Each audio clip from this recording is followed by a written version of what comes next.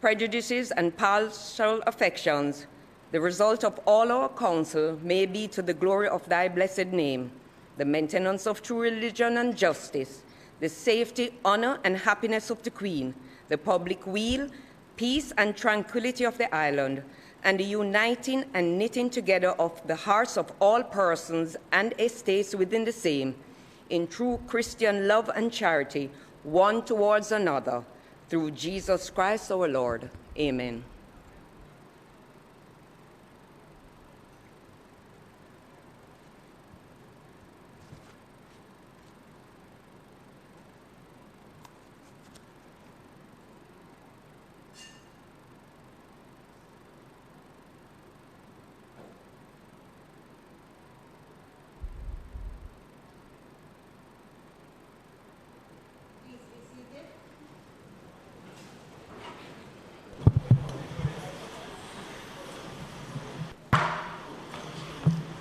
This honorable House now resumes its sitting. Call of the roll.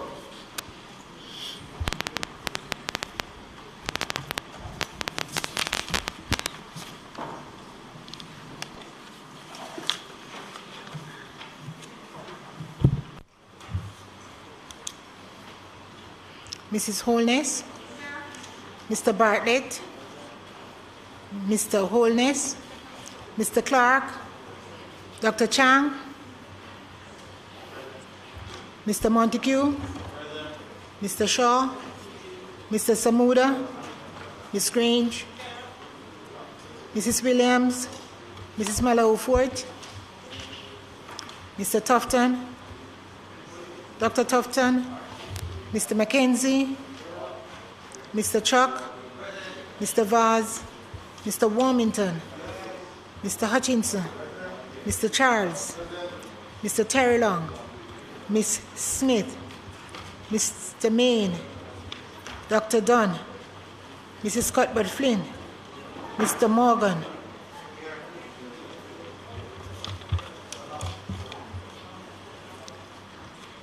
Mr. Davis, Mr. Brown,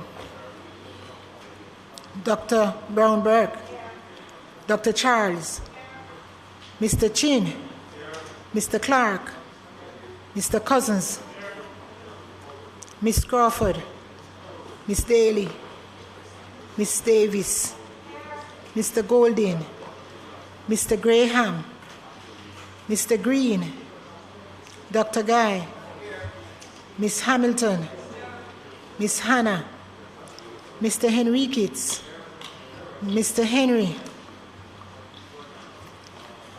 Mr. Hilton, Mr. Jackson, Mr. Holness, Mr. Lawrence, Miss Lee, Mr. Miller, Miss Morrison, Mrs. Garvey, Mrs. Nita Garvey, Mr. Paulwell, Mr. Phillips, Dr. Phillips, Mr. Robertson, Mr. Robinson, Mr. Sibbles, Mr. Slowly, Mrs. Vaz, Dr. Wheatley, Mr. Williams, Mr. Wilson, Mr. Witter, Mr. Wright, Dr. Guy.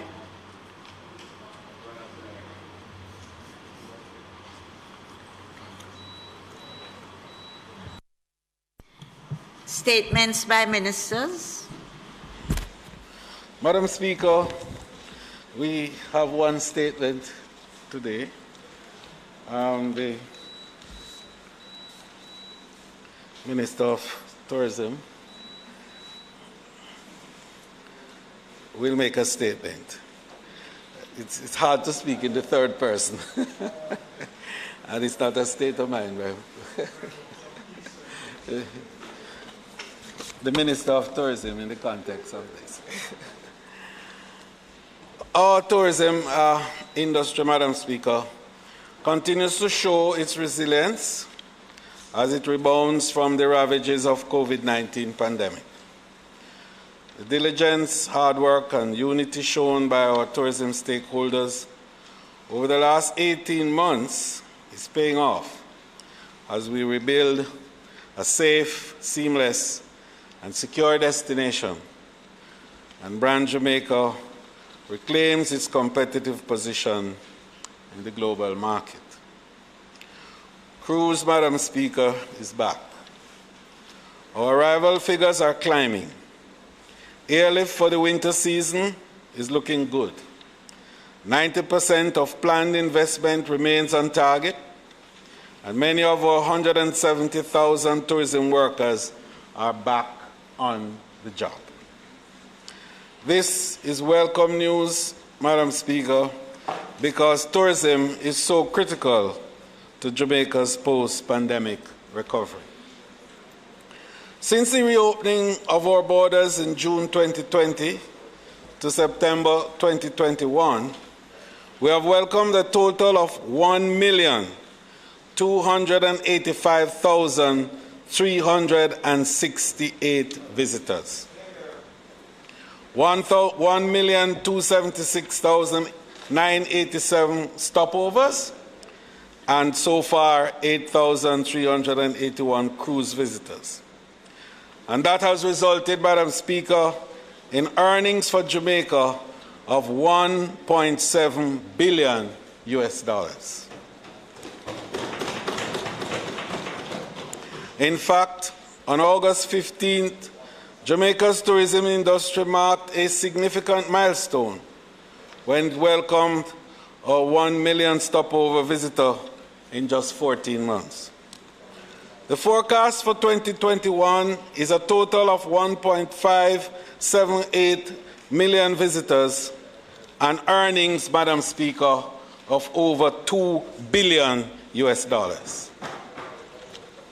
August 16 saw the successful return of cruise operations after a 16-month hiatus with the arrival of the Carnival Sunrise at the Ocho Rios cruise shipping port.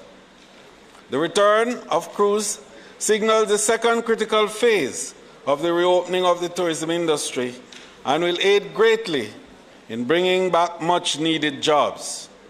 Cruise is an integral part of our tourism product and an important driver in terms of visitor arrivals and expenditure. Thousands of Jamaicans depend on the cruise shipping industry. With Carnival scheduled, Madam Speaker, of some 16 calls over the next 3 months, the return of the MSC Mary Viglia, as well as Royal Caribbean and Destiny and other cruise lines preparing to resume sailing in the Caribbean Sea, we should have cruise fully back on track by December with pretty much the full fleet. We are projecting just under 300,000 cruise passengers to Jamaica by the end of the year, by which time the Montego Bay and Falmouth ports should also be reactivated, with the hopes of having calls also at Port Royal and Port Antonio.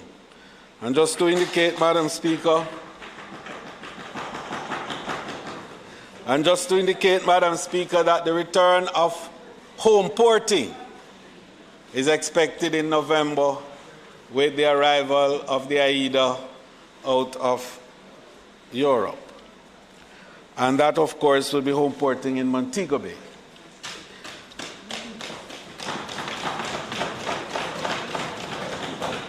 The return of cruise was managed in accordance with strict health and safety protocols, which are guided by global standards and best practices to ensure the safety and protection of our citizens as well as our visitors.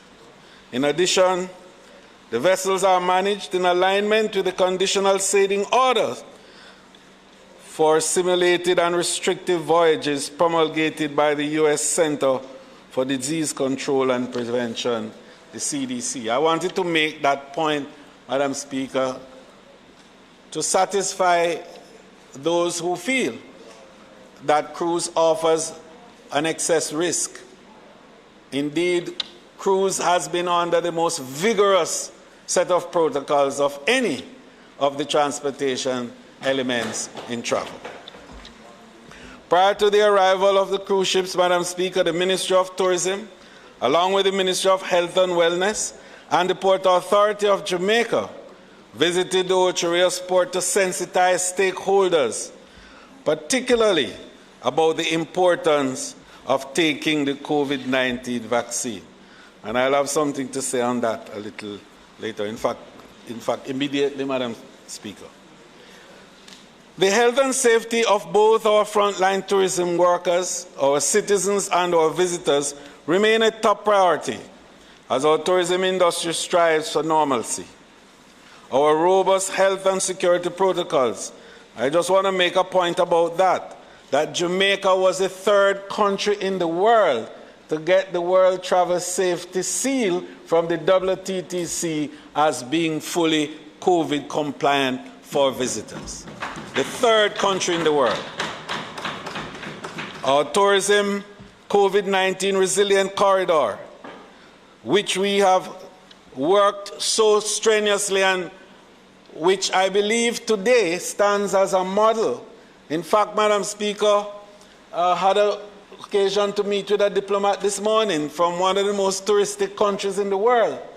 And his first comment to me was that Jamaica had a stroke of genius when you put together the resilient corridor, because it stands as a model for all the countries of the world to follow today. And I want to pay tribute in that regard to our Prime Minister, whose idea initially it was because of how our all-inclusive product was organized and structured. And he thought that that gave us an opportunity to do something with a zone. And of course, because resilience is part of our DNA now, I quickly jumped and said, yes, a resilient corridor. That's how it began. So Prime Minister, big up on that resilient corridor concept, which is guiding the world today in safe bubbles for tourism. So the result of that is that we've had a very low infection rate in that corridor of 0.6%. And our Jamaica Cares program together have earned Jamaica the admiration of local and international partners. And I just want to say that sometimes when you see we skip a little characterization, or we manage to not make it in the red when perhaps we should, every time that happens, it goes right back to the fact that we had this corridor and that the industry regards Jamaica as having a safe and secure area that visitors can go and the infection levels are low.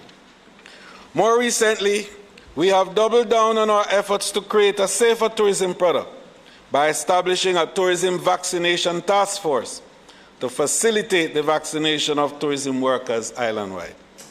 The task force is ably chaired by the Permanent Secretary of our ministry, Jennifer Griffith, along with the President of the Jamaica Hotel and Tourist Association, Mr. Clifton Reeder. And they together have been piloting this process and enabling results that are not where everybody wants it, but certainly it's at a level which is beyond and in fact double, more than double the national average. Because I am to report that today, Prime Minister, based on your instruction again to us, that we should drive this process, that the tourism workers of Jamaica are now 60% vaccinated.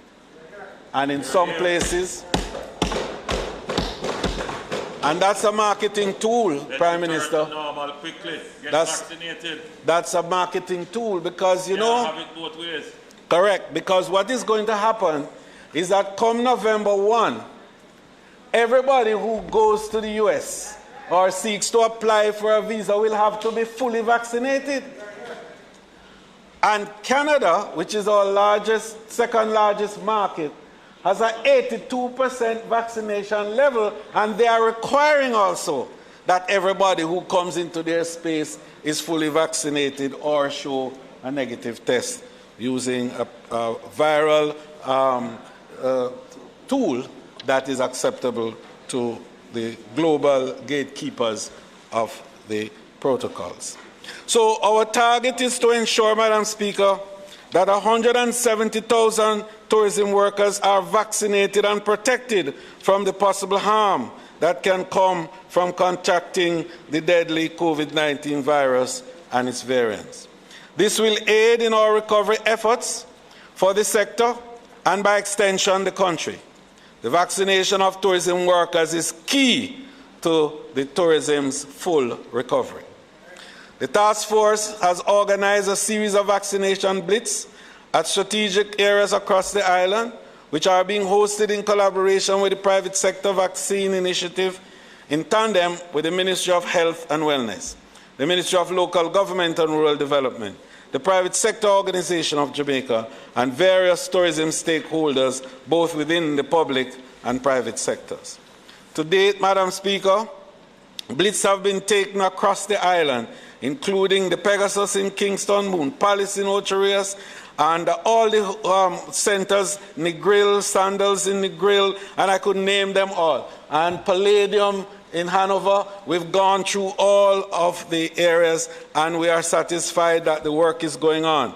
And I want to make the point again, as I've made before, we are requiring every worker and every player, stakeholder in the tourism to be fully vaccinated.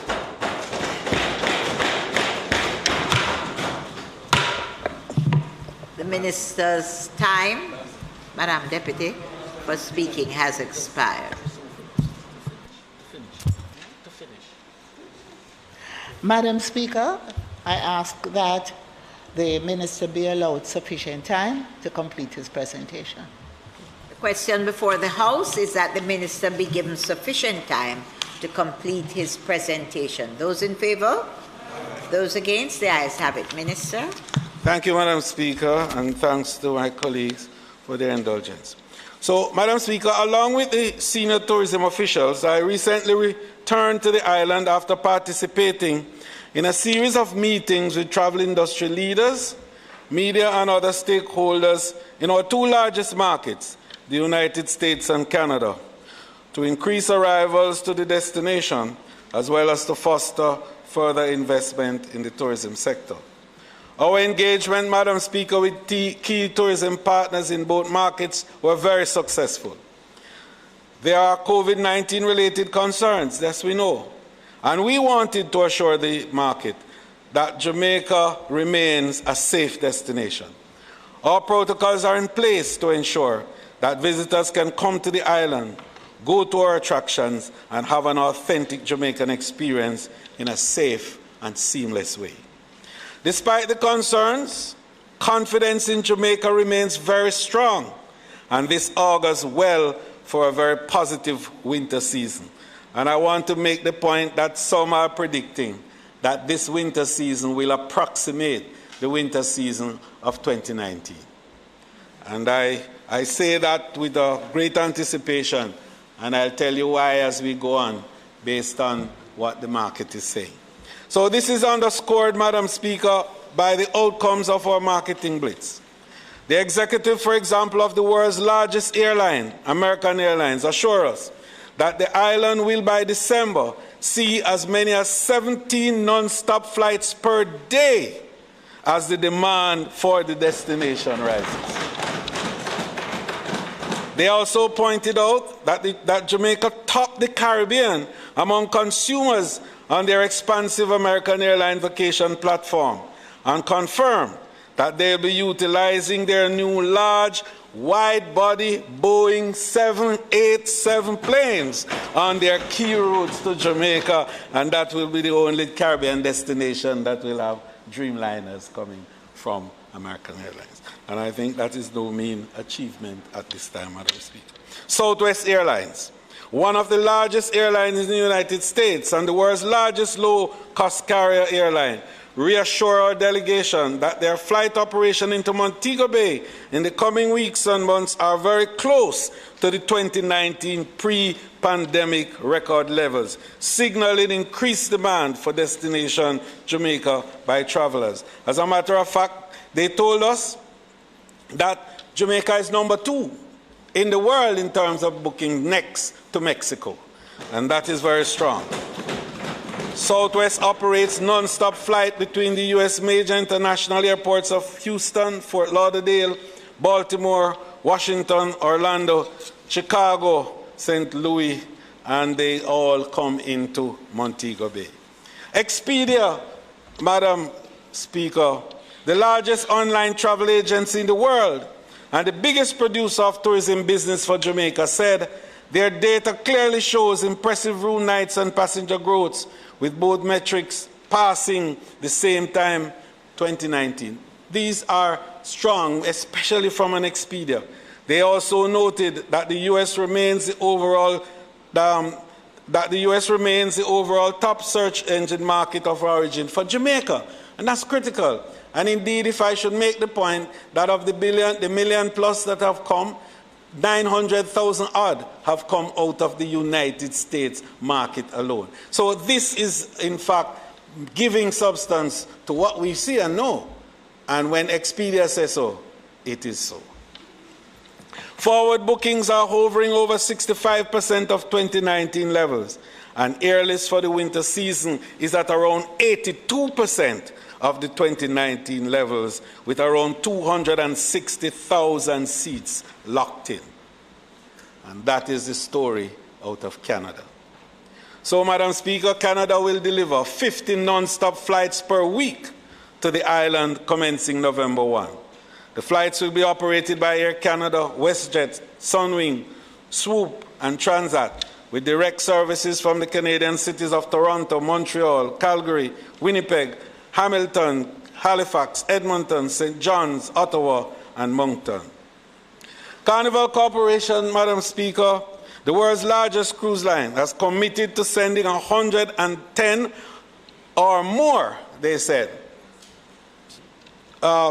stops into Jamaica, and that represents 200,000 cruise ship passengers by its various brands in the island between October 2021 and April 2022. Royal Caribbean, the second largest cruise line in the world, will resume limited operation in Jamaica in November for this year. Also, cruise executives reiterate a strong desire, and Madam Speaker, the Minister of Labour and Social Security has a strong interest in this. They want to employ, Royal Caribbean, thousands of Jamaicans, and they tell me that they could employ up to 10,000 Jamaican seafarers because Jamaica has a preference in their mind as far as our hospitality workers are concerned. They have a preference in their mind for Jamaicans over some other places that I will not name it at this time. But Jamaica is a preferred place for employment. There are some adjustments, Prime Minister, that we have to make in terms of our regulatory arrangements, and the Minister and his team, Minister of State Xavier Main in particular, is leading the charge in working that through so that we can have that corrected and enable over 10,000 workers to be employed in the cruise industry over the next few months.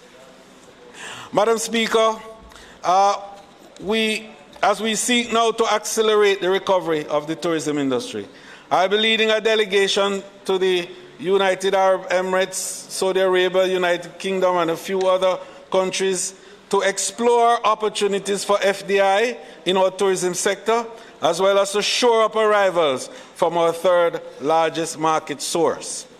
While we'll be attending the Dubai Expo, Madam Speaker, where Jamaica Pavilion will be showcasing the destination's latest products and innovation, the theme of our pavilion is Jamaica Makes It Move, which implies that whether it is our unique music, food, or sports, Jamaica moves and connects the entire world.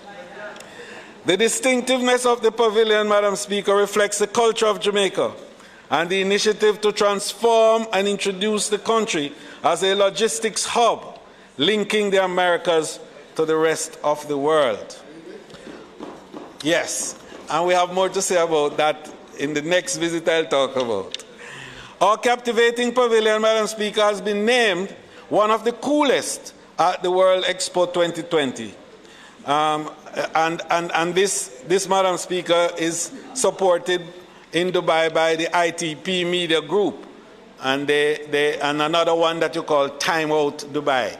Those two have identified and stated that Jamaica's pavilion is the coolest at the World Expo. The pavilion has 7 zones, which enables visitors to experience the sight, sound, and taste of Jamaica, how our country moves the world, in fact, and serves as a logistical connection. Very important, and I know the member on that side has an interest in that. The Dubai World Expo is a 6-month-long event from October 1 to March 31, 2022, under the theme Connecting Minds, Creating the Future, and brings together countries dedicated to finding solutions to pressing challenges around the core values of education, innovation, and cooperation. A multi-agency delegation from Jamaica, headed by the Commissioner General of the section, Ms. Essie Gardner, is currently in Dubai for the duration of the Expo. While there, we will meet with His Excellency Reem Al-Hashimi, the Minister of State for International Cooperation and Managing Director for World Expo 2020 Dubai, and engage with other tourism partners, including delegations from Cuba, Mexico, Saudi Arabia, and Dubai ports. And Madam Speaker, the importance of mentioning these is in the advance of the multi-destination strategy for the Caribbean, which we have started discussing with the UAE as part of what will engage that area of the world to us in the Caribbean. And at a later point, I will mention the airlines partnership that is going to be forged during that visit also to facilitate this. So investment, Madam Speaker, will play a critical role in tourism recovery by providing the funds necessary to construct and upgrade projects essential to the development and growth of tourism capacity. So while in the UAE, we will also be meeting with the heads of the Tourism Authority to discuss collaboration with UAE on tourism investment from the region, Middle East tourism initiatives, and to establish the gateway access for North Africa and Asia, and the facilitation of airline engagements. Meetings are also scheduled with executives of Dinata. Dinata Tours is the single largest tour operator in the UAE. Members of the Jamaican diaspora will also have an occasion for engagement with us, as you know that Jamaica does have a good population there. And then, of course, Madam Speaker, the coup de grace. We will be meeting with the largest airlines, arguably, in the world, but definitely in the Middle East, Emirates, Etihad, and Qatar. I have also been invited, Madam Speaker, to speak at the upcoming edition of the Future Investment Initiative, which will be held in Riyadh, Saudi Arabia on the 26th to 28th of October. The event will convene an influential community of the foremost global leaders, investors, and innovators. This year's Future Investment Initiative will include in-depth conversations about new global investment opportunities, analysis of industry trends, and unparalleled networking among CEOs, world leaders, and experts. Jamaica will also be taking a number of key projects, and the Minister with our portfolio in the Ministry of Job Creation and Economic Growth will also be joining me in that particular activity as we take projects, hard, good projects, for which we already have started negotiations and discussion with investment prospects in the Middle East to conclude arrangements, and so that Jamaica can look at some new and innovative investments at a high value added investments. I'm being careful because when we come back, we want to have more to say on that. And I see my friend on that side looking anxiously on. But I promise you, they are mega investments that are going to be game changers and will have important implications in terms of GDP positions down the road. And I'm excited about that prospect of going through.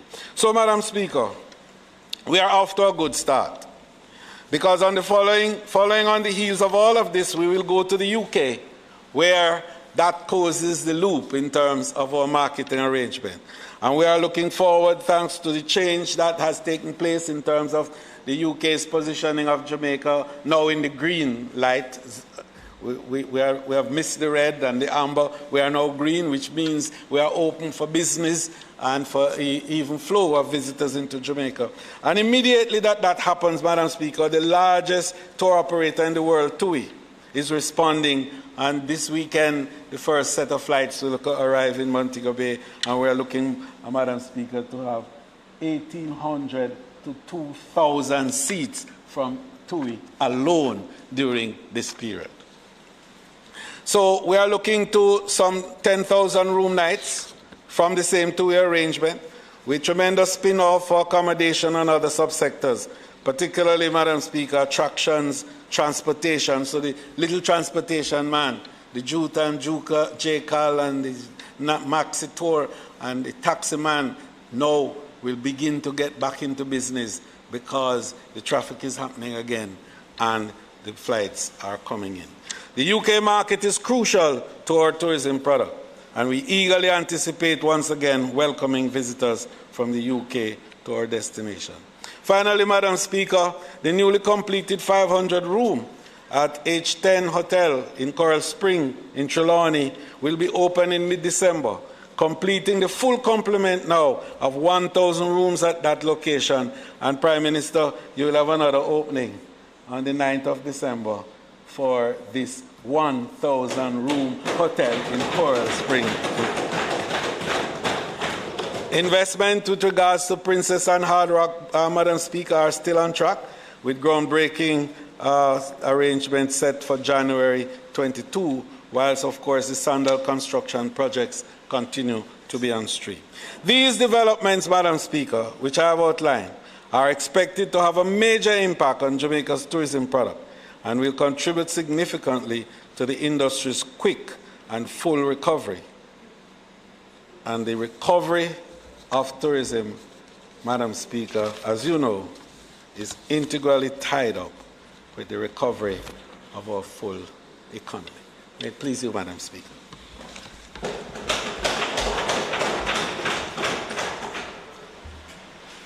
Madam Speaker, I thank the Minister for that fulsome presentation that gave us in the Parliament and in the country an overview as to what is immediately in store for the tourism sector in its recovery as it tries to recover from what has been a very significant blow to the sector over the last year and a half or so. Minister, I take particular note of the efforts in restarting what I understand had started earlier, which is the home porting of tourists, of vessels and the carriage of tourists to Montego Bay, and as part of the building the resilience in the sector, in the tourism sector. You would know from my previous comments at other time and elsewhere that that is an area I've long believed we have underperformed in, and the opportunities there are significant. And so I'm very pleased to hear that there's a focus attention to the opportunity that exists in that area.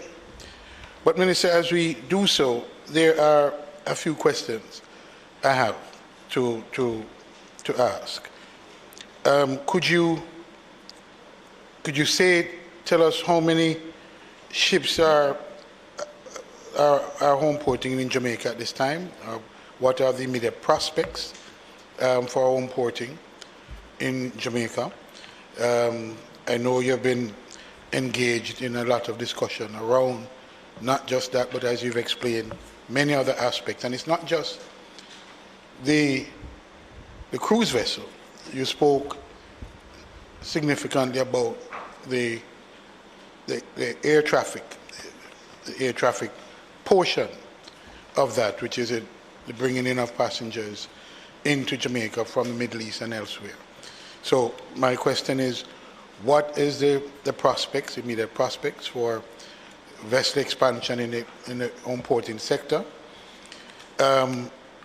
Allied to that is what are the changes and improvements necessary in our physical infrastructure and, importantly, in our human capacity if we are going to take full advantage of what I believe is a nascent industry in Jamaica with significant possibilities.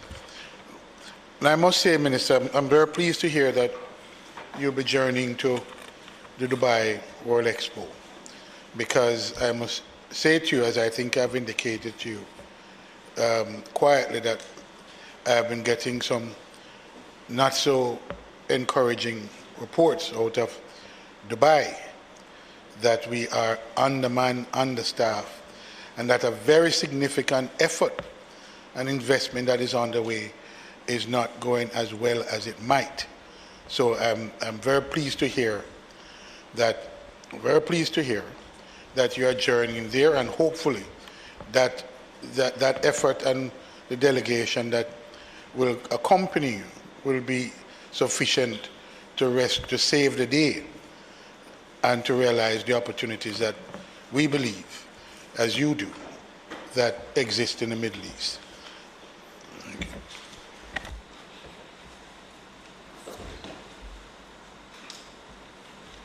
Can I answer him? Because it's three very important questions. Thank you very much, member from St. Andrew Western. Firstly, there are no home porting at the moment, but Montego Bay has been a home port prior to COVID-19. So we intend to restore that in November when the AIDA class vessels return. But to your wishes, the discussion of home porting is active now. And only 2 weeks ago, when I was in Florida for the Sea Trade, which is the cruise trade show for the world, we had extensive discussions with cruise lines about Jamaica now being a home port destination. And you ask about the infrastructure required. We're going to have to build some more ports. As we stand now, we could do a home porting where we could move from Montego Bay to Falmouth to Ocho Rios and to Port Royal. But of course, we'll be constrained in terms of size of vessel, and we had also to look at some of the arrangements within the port areas for the turning basin for these larger vessels that come in. But the discussions are on, and especially as the cruise slowly recovers and destinations within the Caribbean area slowly opens up, the opportunities for home porting and multiple porting activity is now very live. What we have to do, however, is to step up on our vaccination. And I make that point very strong, because the big call all around is for vaccinated, fully vaccinated people. The crews are, and I want to make that point, the crews are all 85% and more fully vaccinated. And by 85%, we're talking about people who are 12 years old and over, because under 12 is not regarded in this statistic. So, for all intents and purposes, everybody who is on the cruise ship as an adult passenger is vaccinated. So, they are more exposed when they come into destinations that are weekly vaccinated than we are when they come to us. And they are making very strong calls on us in that regard too. And they are saying where they want to go and where they can't go and where they shouldn't go. And sometimes we, Madam Speaker, sometimes we get vexed, you know. And we say strange things and we want to quarrel and demonstrate and all kinds of things like that. And we don't get it. That if we don't put ourselves in a position where the visitor wants to come to us, they will not come because they have other options. They can go to Mexico and they can go to Dam Rep and they can go to Barbados and they can go to Cuba and they can go all over the place. And the other point that needs to be made and just be reiterated is that the visitor is not a friend who comes to your house to say hello and drink your liquor. It's an investment that is providing a return to us by way of the jobs that are created, by way of the foreign exchange that is earned. And that is the money we use to buy the food and to buy the medicine and to pay the light bill and the water rate. So when a tourist comes, immediately is a job opportunity, is an earning opportunity, is a means by which the livelihood of individuals are secured. And I think we need to get that right, Prime Minister, because if we do, we would change our attitude towards it and not to say it's tourists versus local. That's the tier program. And that tourists get in and local not get in, because it's not the same. The tourist is coming here to augment your ability to live better and to earn and to be able to pay your light bill and water rate. And that's a key point that we need. And finally, the Dubai. Yes, you and I had this story, and we jump on it immediately because Jamaica pavilion is regarded as the coolest, and therefore we had to make sure all the teams, because it's not a one area involvement, it's all of government, and the full team of us are there, and they are there now. So when I go there on Monday, they will all be there, and I'm getting better reports. Even the images are changing, and we're looking cooler and better. So I will have a better report for you when I get back. Thank you very much.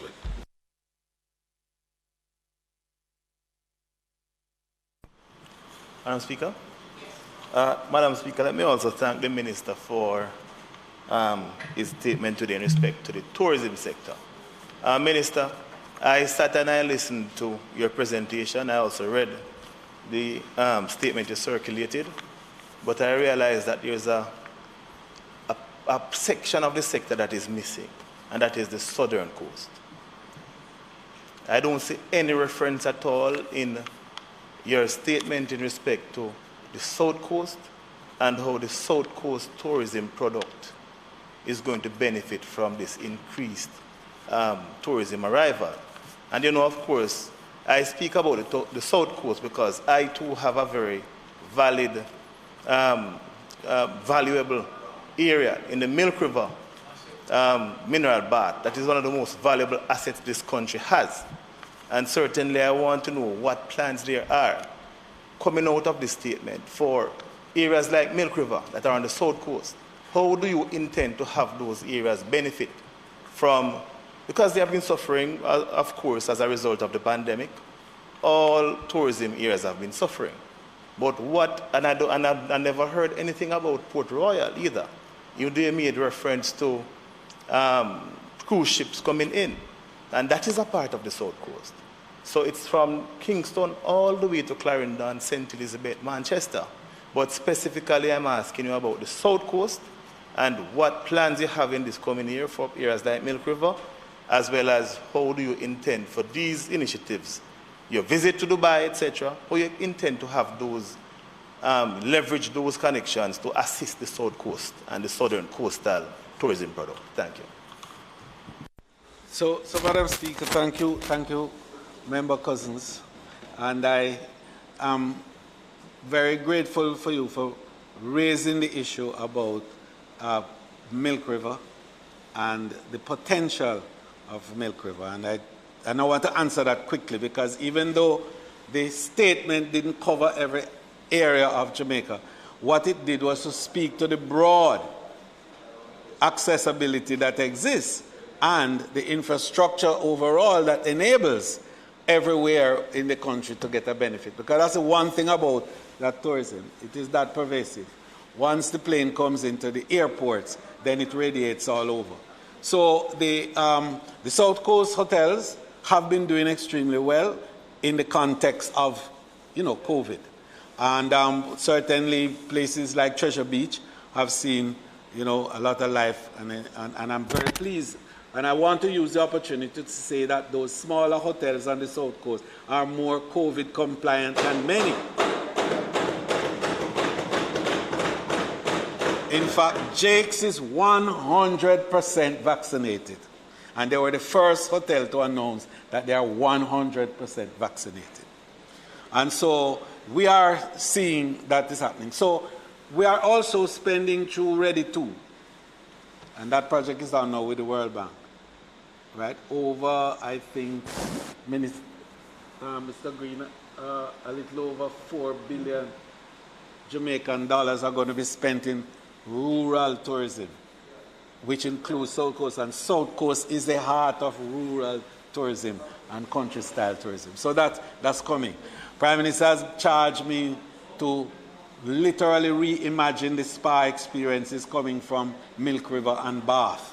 And we are in the process of discussing. And to talk about Dubai, yes, our discussion with Dubai ports is intended to look at port opportunities, Prime Minister, should I say, in Vernon Field and South Coast. Right, exactly, just to let you know. So we are there right on, and we're doing what we need to do in relation to that. So in closing, I just want to say that our discussions and our plans as we reimagine tourism is to make it truly inclusive and to involve all the key areas, especially on the South Coast where a different type of tourism exists. Minister, just piggybacking on the South Coast question, as a urban MP, you had mentioned some time ago the quest to have this gastronomy type experiences, primarily in the corporate area, and you're going to look at specific locations. I don't know if you can give us an update as to where you are with that and how more of the urban constituencies can participate. So Kingston is a very special product, and it falls in line with what we call city tourism, which is a different profile altogether. And so for Kingston, the focus heavily is going to be on gastronomy. Devon House is going to be the center of that gastronomy. And we are looking at creating zones, gastronomy zones. We are in touch with a private sector group right now, for example, that is looking at how do we create from that Devon House corner of Waterloo all the way to Papine, because you'll be surprised that more than 100 restaurants and eateries and social gathering centers are within that area. We look at the new Kingston area, Knutsford, again. And so the whole idea is to build out the gastronomy areas and to provide incentives also through the Tourism Enhancement Funds Linkages Division to facilitate small and medium operators. We have put $1 billion at Exim Bank. You heard the Minister of Finance yesterday said that in the period some 280 million have been on lent during this COVID period.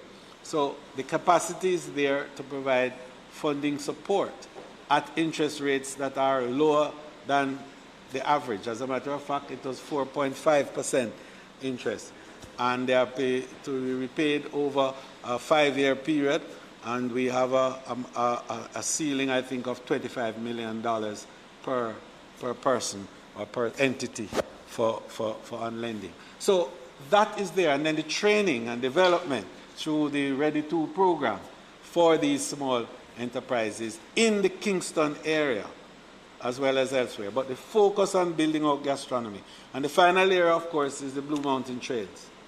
The Blue Mountain Coffee Trails from Papine all the way up to the Blue. And you see already lovely eateries up there. One of them goes by the very term, Eats, which is a very exciting place to have lunch and so on. So we are building it out. And downtown, a new look at downtown, and of course, Port Royal. So these are, in my mind, the drivers, what we call the passion points of people. People travel to fulfill their passions, and one of them is food. 42% of the expenditure of the visitor is on food. So we want to build out those food experiences. And I say this now to encourage investment in food experiences in Jamaica.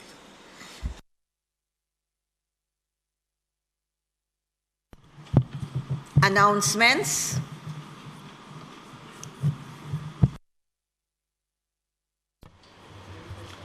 Laid on the table of the House today are the following: Ministry paper numbers 69, 70, 71, 72, and 73, respectively, regarding the law reform zones of special operations, special security, and community development measures, the Norwood Community Zone Social Intervention, dated October 8, 2021, the Augustown Community Zone Intervention, dated October 8, 2021, the Greenwich Town Community Zone Social Intervention, dated October 8, 2021, the Denham Town Community Zone Special Intervention, dated October 8, 2021, and the Mount Salem Zone Social Intervention, dated October 8, 2021. The law reform zones of special operations, special security, and community development measures, order and resolutions, respectively, regarding the Denham Town Community Zone extension of period of operation number 5, order 2021, the Mount Salem Community and environs in the parish of St. James, extension of period of operations number 5, order 2021, the Mount Salem Community and environs in the parish of St. James, extension of period of operation number 5, order 2021, the Greenwich Town Zone extension of period of operation number 5, order 2021, the Augustown Zone extension of period of operation number 5, order 2021, and the Norwood Community in the parish of St. James Zone extension of period of operations number 2, order 2021, and their respective resolutions. Bills brought from the Senate, petitions, papers, reports from committees, notices of motions given orally.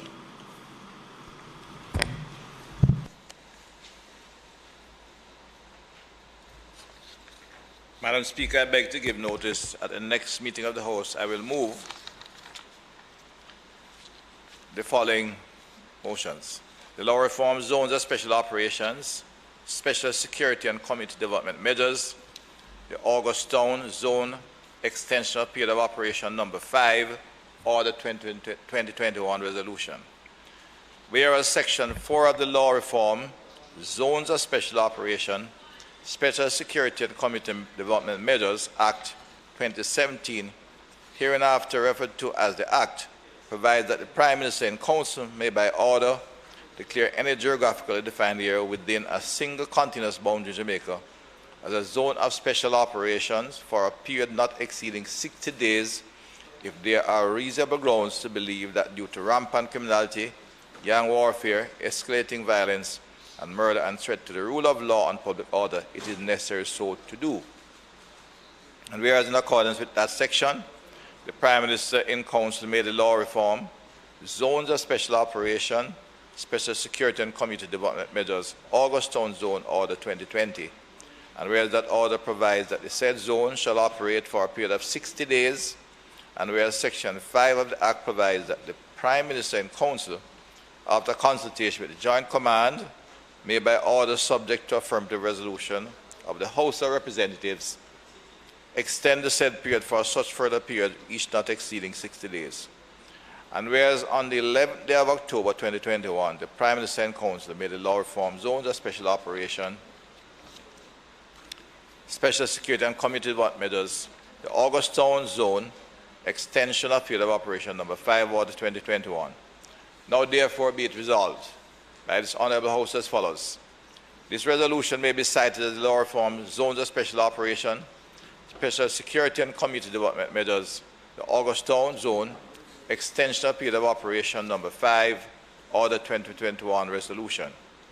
2. The law reform zones of special operation, special security and community development measures, The Augustown Zone, extension of period of operation number 5, Order 2021 is hereby affirmed. The law reform, zones of special operations, special security and community development measures. The Greenwich Town Zone, extension of period of operation number 5, Order 2021 resolution. Whereas Section 4 of the Law Reform Zones of Special Operation, Special Security and Community Development Measures Act 2017, hereinafter referred to as the Act, provides that the Prime Minister in Council may by order declare any geographically defined area within a single continuous boundary in Jamaica as a zone of special operations for a period not exceeding 60 days if there are reasonable grounds to believe that due to rampant criminality, gang warfare, escalating violence, and murder and threat to the rule of law and public order, it is necessary so to do. And whereas in accordance with that section, the Prime Minister and Council made the law reform, zones of special operations, special security and community development measures, Greenwich Town Zone Order 2020, and whereas that order provides that the said zone shall operate for a period of 60 days, and whereas Section 5 of the Act provides that the Prime Minister in Council, after consultation with the Joint Command, may by order subject to affirmative resolution of the House of Representatives, extend that said period for such periods, each not exceeding 60 days. And whereas on the 11th day of October 2021, the Prime Minister and Council made the law reform zone a special operation, special security and community development measures, the Greenwich Town Zone, extension of period of operation number 5, Order 2021. Now therefore be it resolved by this Honourable House as follows. 1. This resolution will be cited as the law reform, zones of special operation, special security and community development measures, the Greenwich Town Zone, extension of period of operation number 5, Order 2021 resolution. 2. The law reform, zones of special operations, special security and community development measures, the Greenwich Town Zone, extension of period of operation number 5, Order 2021 is hereby affirmed. The law reform, zones of special operations, special security and community development measures, the Denham Town Community Zone, extension of period of operation number 5, Order 2021 resolution.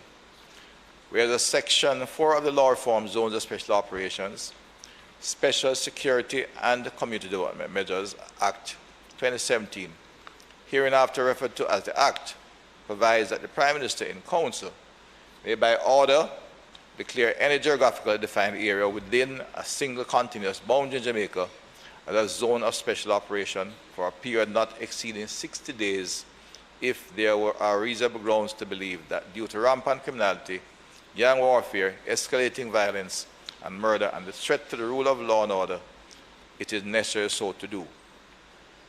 And whereas in accordance with that section, the Prime Minister in Council made the law reform, zone of special operations, special security and community development measures, declaration of the Denham Town Community Zone, number 2, Order 2017, and whereas that order provides that the said zone shall operate for a period of 60 days, and whereas Section 5 of the Act provides that the Prime Minister in Council, after consultation with the Joint Command, may by order subject to affirmative resolution of the House of Representatives, extend the said period for such further periods, each not exceeding 60 days.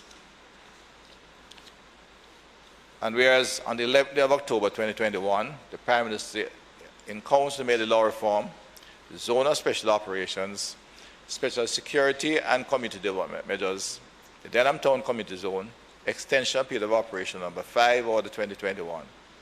Now therefore be it resolved by the Honourable House as follows.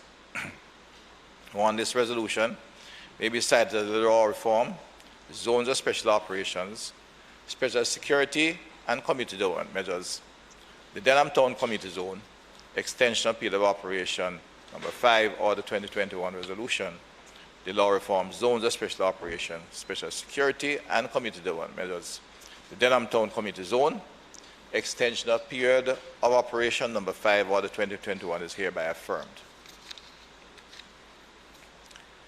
The law reform, zones of special operation, special security and community development measures, the Mount Salem community and environment in the parish of St. James Zone, extension of period of operation Number 5, Order 2021 Resolution.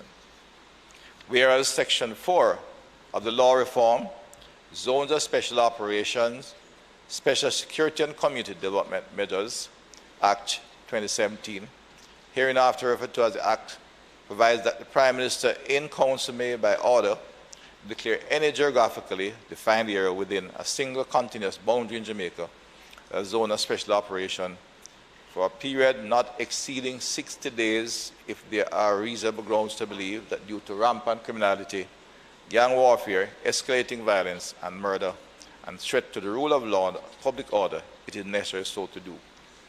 And whereas, in accordance with that section, the Prime Minister and Council made the law reform, the zones of special operations, special security and community development measures, the Mount Salem community and environs in the parish of St. James, Order 2017.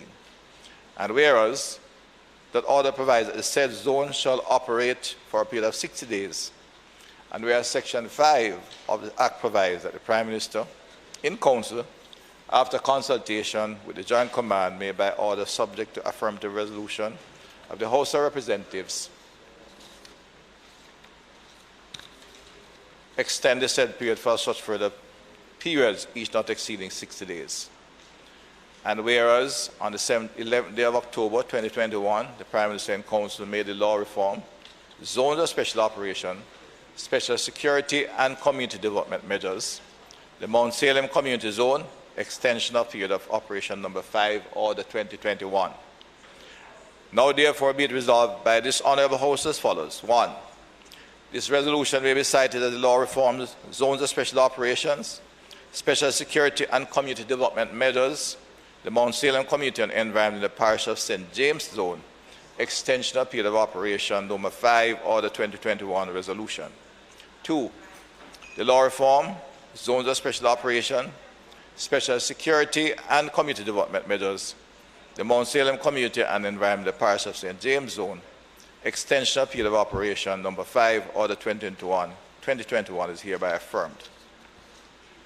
And the law reform, zones of special operation, special security and community development measures, the Norwood community in the parish of St. James Zone, extension of period of operation number 2, Order 2021. In exercise of the powers conferred upon the Prime Minister in Council by Section 5 of the law reform, zones of special operations, special security and community development measures, Act, the following order is hereby made after consultation with the Joint Command.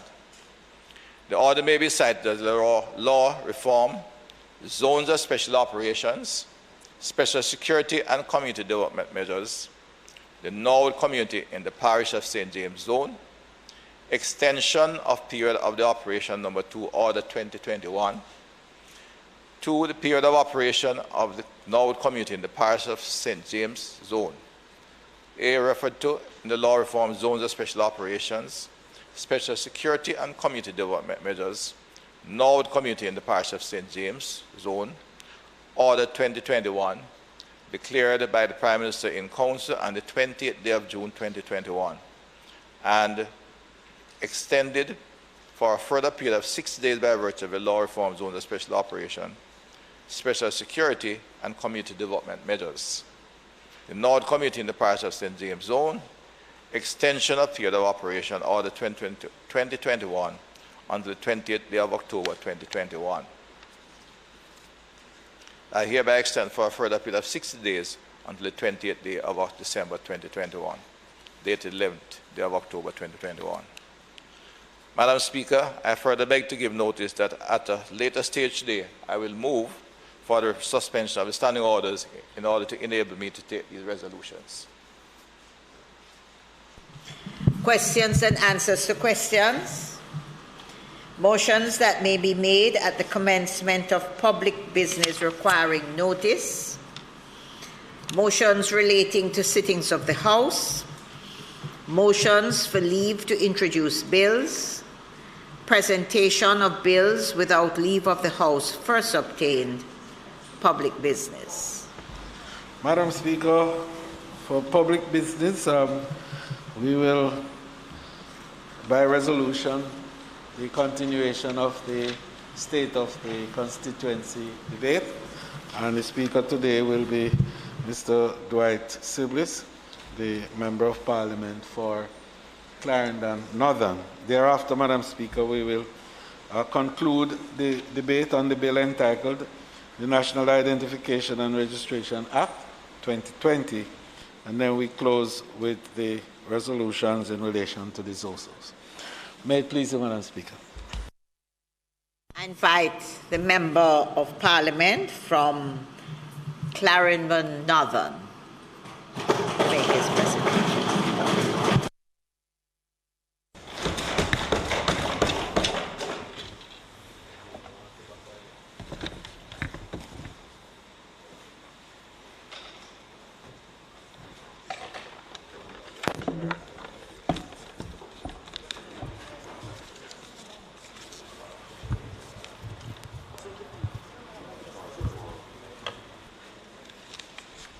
Madam Speaker,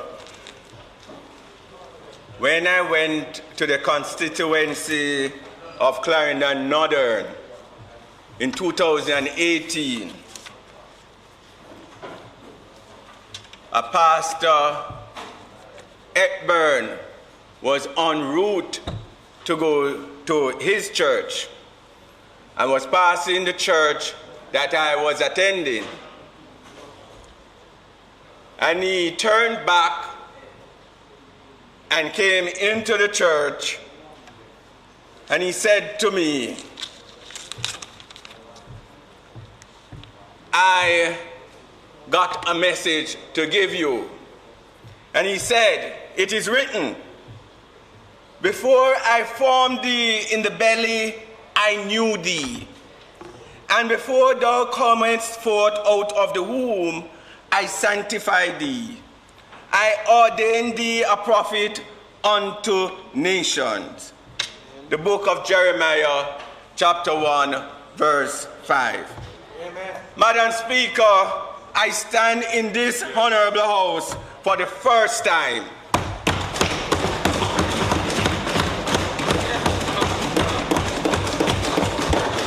And this was made possible by the Almighty God and the good people of Clarendon Northern, who said enough was enough on September 3.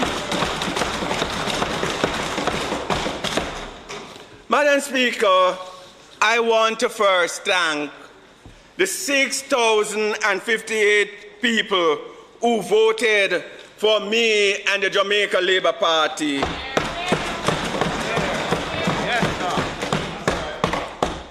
And Madam Speaker, I also want to say to those 5,345 persons who did not vote for me that I will be working hard to get at least 1/3 of them to vote for me in the next general election.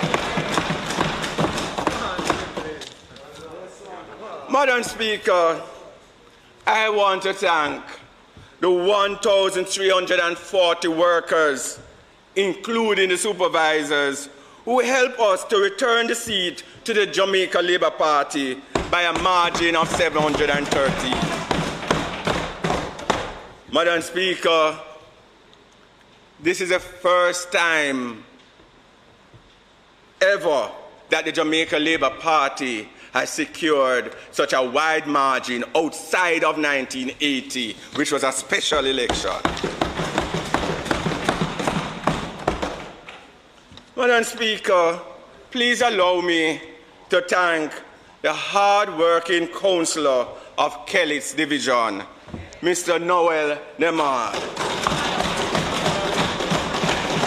and councillor caretaker, Mrs. Marjorie McFarlane, as well as councillor caretaker, Mr. Copeland Sewell. I would also like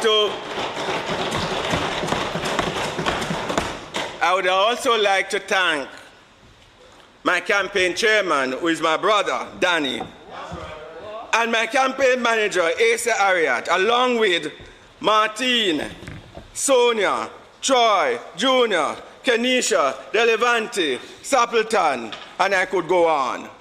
Many thanks also to the team at the office, Chanel, Romani, Kimani, Chin, Short Boss, Beresford, Bach, and my driver, Dean. Madam Speaker, I pause to thank the most honorable Prime Minister and party leader, Andrew Michael Holness, and the officers of the great Jamaica Labour Party for their continuous confidence in me. Madam Speaker, I'm not suffering from amnesia. No, you're not. I am going to say something again. I want to thank the most honorable Andrew Michael Holness.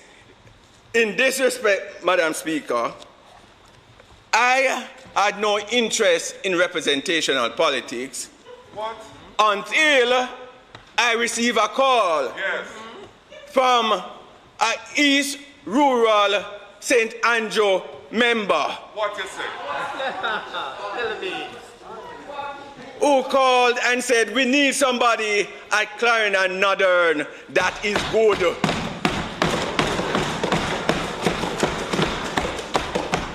Madam Speaker, the rest is history. Yes, sir. Madam Speaker, I have been hearing some buzz since I entered representational politics. And the buzz is about 3-star general, 5-star general, 6-star general. And when I got into the seat, I was told that I'm up against a 6-star general. And he was not just a general, he was a brigadista general.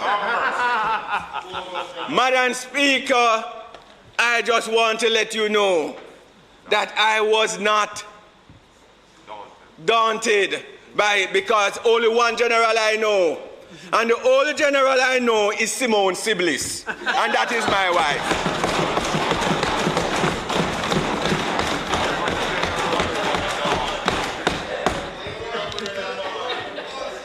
Madam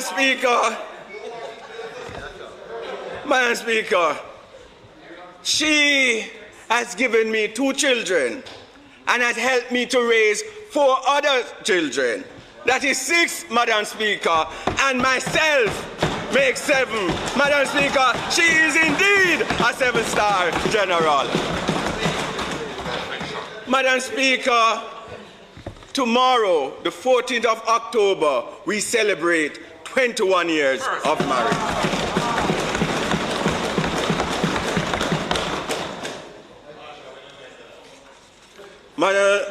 Madam Speaker, it is Mother Teresa who said, if you can't help 100, help 1. And that is why we have decided to adopt children. Madam Speaker, 3 of them still lived at home. The 4th one told me that she has not moved out. And so from time to time she comes shopping at home and to do her laundry. Madam Speaker, this 4th child is also the head of my parliamentary research team. Madam Speaker, we are in the middle of a salary negotiation.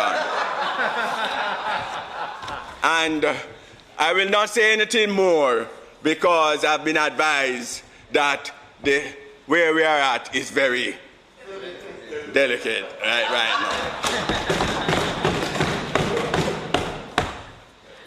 Madam Speaker, I want this honorable House to know that I am not a political novice.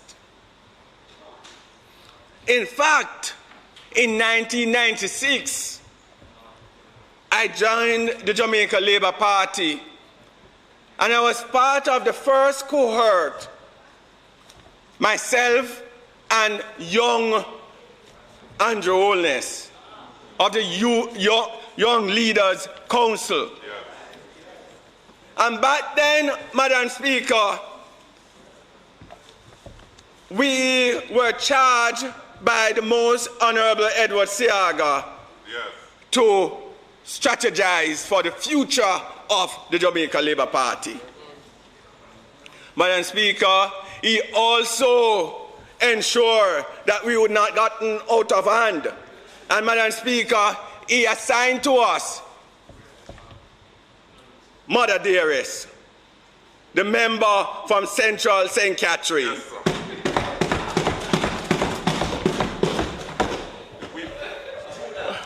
Madam Speaker,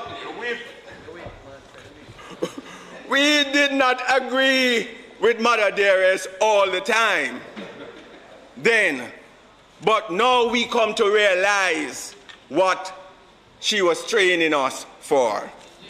I want to pause to thank the member from Central St. Catherine and the Most Honorable Edward Seaga of blessed memory.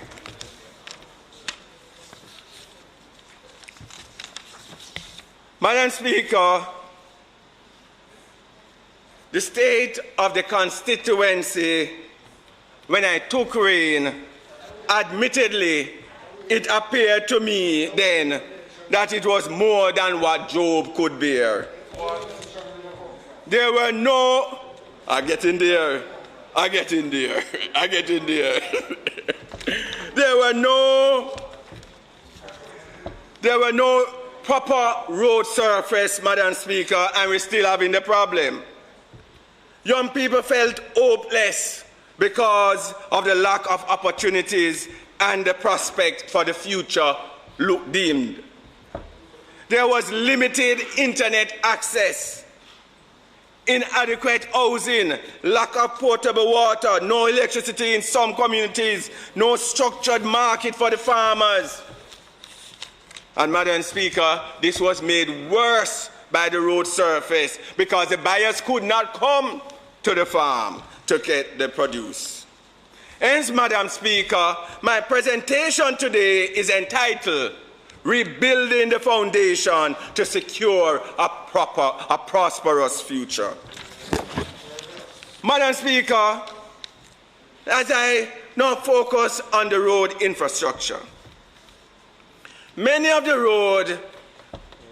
roads have been woefully neglected for years. Craters have been left to only increase in size, which make them harder to navigate around. This has led to an increase in the length of journey for many people going about their daily lives. In fact, Madam Speaker, the member of this honorable House was going en route to St. James and decided to take the scenic route through Clarendon. And after spending hours in the constituency because of the bad road, he called me to say, Dwight, I feel sorry for you. How you going to manage? I thought, Madam Speaker, the member was going to say, I'm going to give you 75% of my CDF. But he stopped just before he said that. Madam Speaker, I'm still encouraging the member. Madam Speaker, when the Most Honorable Prime Minister, in his capacity as party leader, was touring the constituency in August of 2020, his people called my people, and they agreed on a route that should have taken only 3 hours.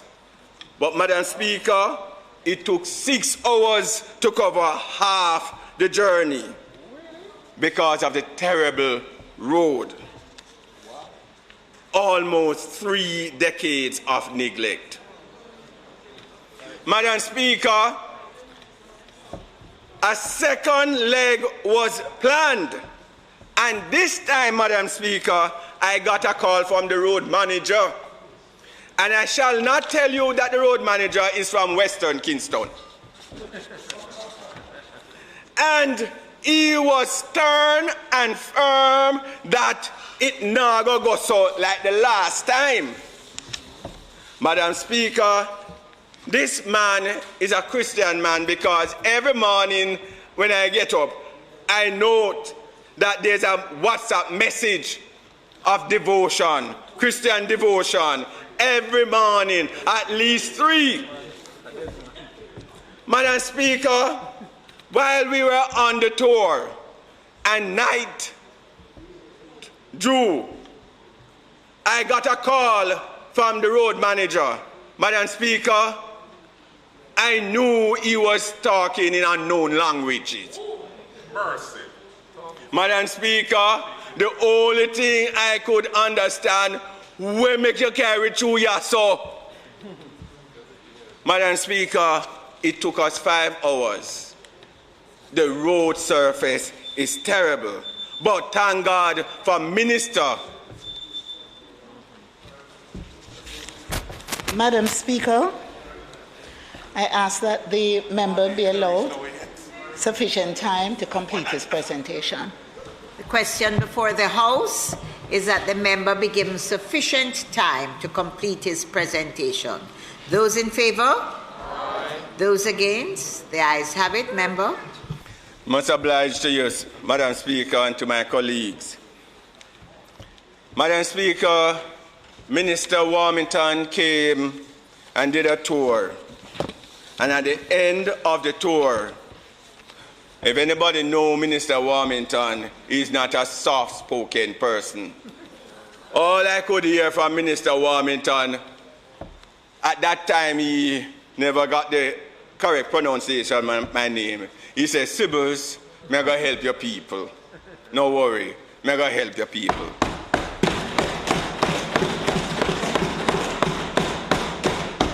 Already, Minister Warmington is helping my people.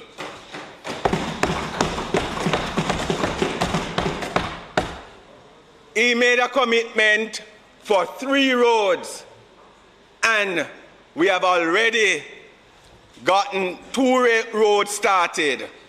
And Madam Speaker, in addition to that, we got approval for 3 breakaways, plus an additional road. Madam Speaker, we want to thank and big up the Minister and say thank you, Minister.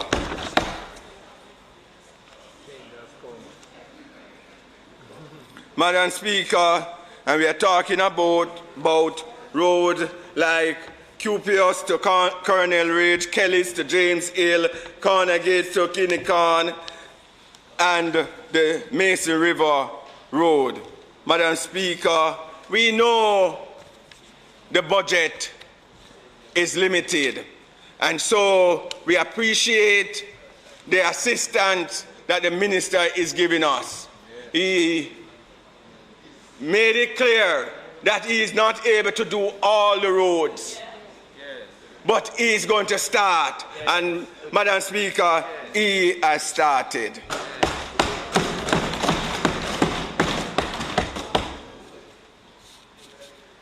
Madam Speaker, I turn my attention to electricity. There are far too many communities in Northern Clarendon that are without electricity. Madam Speaker, these people do not wish to trespass on the electrical line of the Jamaica Public Service or to take part in social electricity in their homes. Madam Speaker, they have written dozens of letters over the years. They have begged, they have bawled, they have demonstrated, and today they are still in darkness. Madam Speaker, I am asking the goodly minister who used to run me in my yard, the Minister of Local Government and Rural Development, to consideration. And Madam Speaker, I think the Prime Minister need to put a little bit more in this constituency as it relates to electricity. Because, Madam Speaker, the areas that are without electricity are Comsey, Wedgewell, Corner, Pantry, Bamboo, Burby, Pangate, Boot, Street, Kelly's, Breachers Hill, Crawl, Johnsville, Hoodspen, Gungo Ridge, and Bamboo in Good Hope. Madam Speaker, I am going to cut it short because there is more. What? Madam Speaker, we are in a bad state.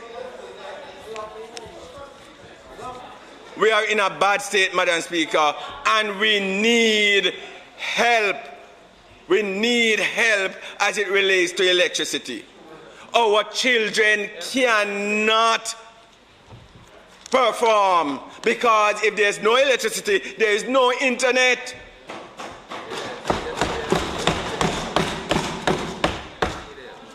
Which is a good segue to talk about internet, Madam Speaker, and to thank the Honourable Minister of the Ministry of Science, Energy and Technology, Minister Vaz, for the work that he and his team at Universal Service Fund is doing. Madam Speaker, he has come to this House and he has said that there are areas that are going to complete by March 31st, 22. Madam Speaker, we are pleased to announce that we are going to see the completion by December of this year for Brandon Hill Square, Kellystown, and the Anian Town Square, Madam Speaker. And so we look forward, and the people of Northern Clarendon look forward to this. Yes, Madam Speaker, we are rebuilding the foundation to ensure a prosperous future. Madam Speaker, I want to continue to thank the Minister, but along with the Minister of Education, because, Madam Speaker, we have 14 primary schools and 1 high school in the constituency. And, Madam Speaker, they need connectivity. So the announcement by the Minister is very much welcome. Madam Speaker, to date, what we have to be doing is connecting some of the schools, paying private suppliers so that some of the schools can get internet service. Madam Speaker, we welcome the announcement by the Minister of Energy, Minister Vaz. Madam Speaker, water. When I went to the constituency,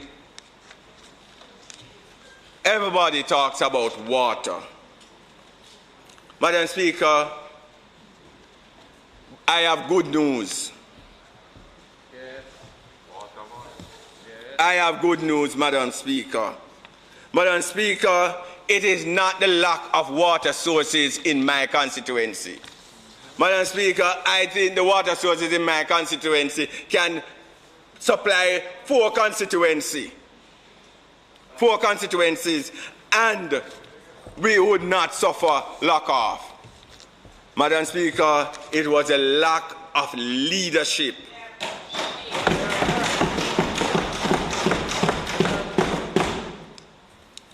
Madam Speaker, I am pleased to report that we have started the Brandon Hill Water Project. Phase 1 is almost completed.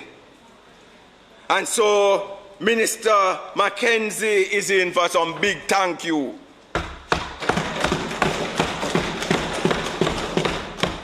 And we are told that phase 2 will happen in the next financial year, which is about 6 months. And so all the households will have water after 3 decades.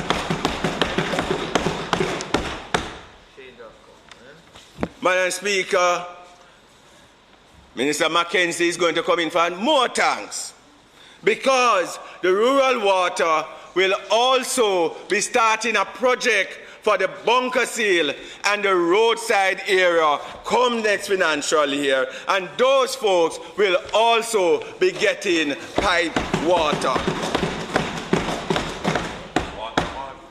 Madam Speaker, I am not done yet with water because I am now thanking the most honorable Prime Minister in his role as substantive minister in charge of water, along with the Minister without portfolio in the Ministry of Economic Growth and Job Creation, Minister Albin Hill, and the team at the National Water Commission. We are grateful, Madam Speaker, for the 7.2 kilometer water pipes that are being laid in the constituency that is affecting Salem, Fairburn, Charlotte, and Anderson communities. Madam Speaker, we soon can say goodbye to water trucks.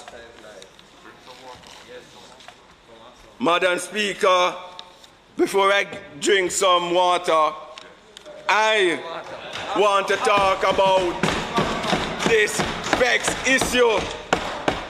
I want to talk about this vexed issue that we are going to resolve before Christmas, and that is the Macy River Water Project, which was started by the former Member of Parliament, Laurie Broderick. The former farmer. And it languishes for over 12 years, Madam Speaker. Madam Speaker, after listening to the people and having several meetings with the stakeholders and the intervention of Minister Albin Hill, I am pleased to inform you that over 5,000 residents will be getting water for Christmas. And I will drink some water on that.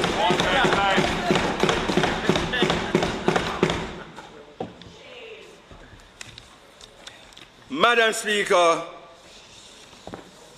we, through the most honorable Prime Minister, is making a plea for the Greater Kelly's Water Project that has been on the book for a number of years to commence next year so that another 7,000 residents can get water. And those residents include Comsey, Fenside, Seven Ground, St. John's, Guava Ground, and Kelly's Bottom. Madam Speaker, I can't leave the water topic yet because, Madam Speaker, I want to thank a philanthropist, Mr. David Newman, who called me late last year and said he would like to partner with me to get some water to the Red Hills, Bryans Hills area. Madam Speaker, that has been completed after laying 800 lengths of pipe, and 70 families have now been given water. Madam Speaker, we are indeed rebuilding the foundation to ensure a prosperous future for the people of Clarendon Northern. Madam Speaker, I hasten to go to housing. There's a lot need for housing. Some of my friends and siblings, we were able to put together and build 3 houses, 14 by 14 houses. But, Madam Speaker, it's just a drop in the bucket. We have given over 130 families building material grants. But, Madam Speaker, we are grateful for the 12 families that will benefit under the Prime Minister's Hope Project, which include a tenement yard.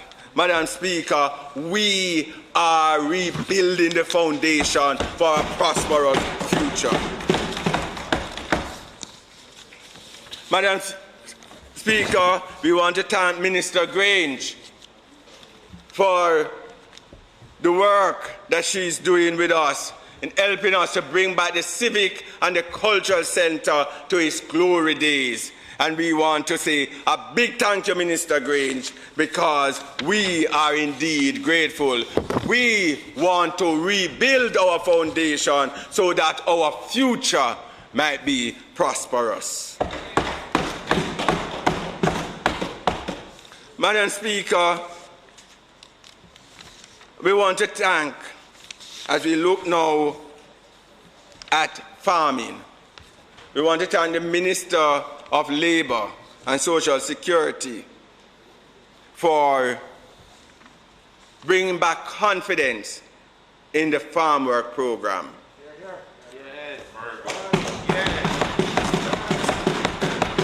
Madam Speaker, no longer members of Parliament is wondering why is it 8 persons from a family going on the program and others can't get to go. Madam Speaker, the new thinking of this minister is great, and we thank him. Madam Speaker, the only thing I would ask him if he could increase the amount that he sent to me, because it's peer farmers I have, and we are inherently qualified for the farm work program.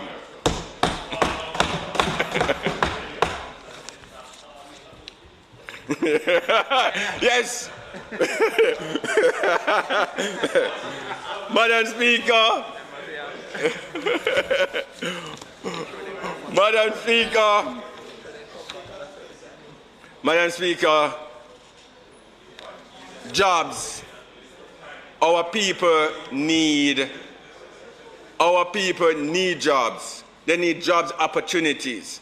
And Madam Speaker, I want to pause and thank Ms. Yvonne Nelson, who has been working with me to bring opportunities in the constituency.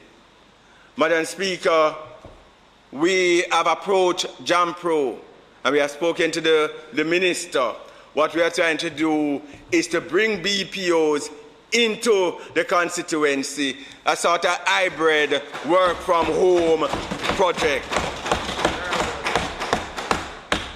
Upon the approval of this proposal that we have submitted, Madam Speaker, it will bring initially 300 jobs for the people of Northern Clarendon.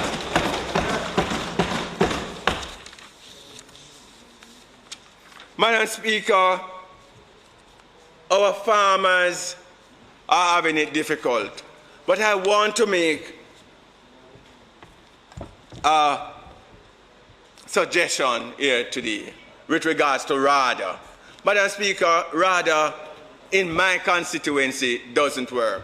I don't know for the other country MPs. It seems to be more a distribution chain and not what it was visualized as, Madam Speaker.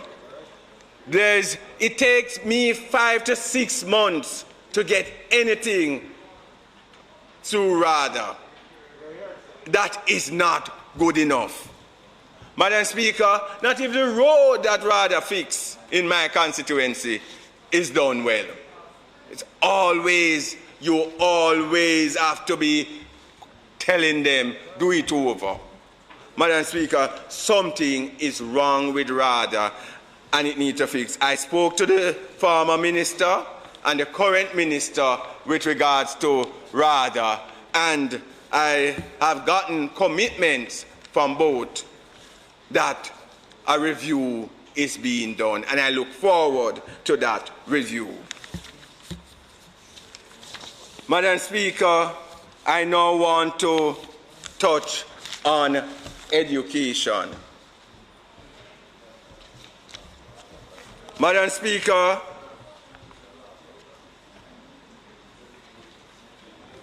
I'm a fervent believer that education is the best vehicle to move young people from poverty to prosperity.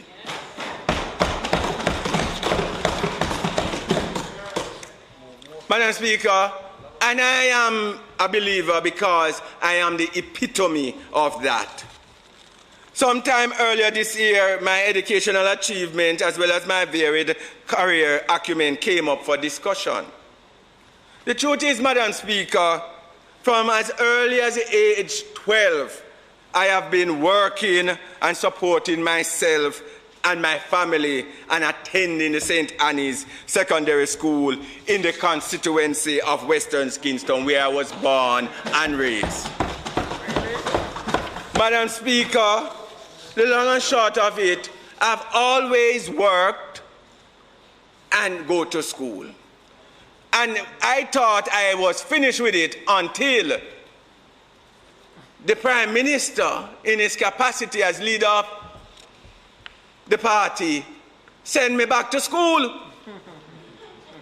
Madam Speaker, some of us here are with the University of McGill. Yes. And Madam Speaker, every week we say, where Andrew put we now?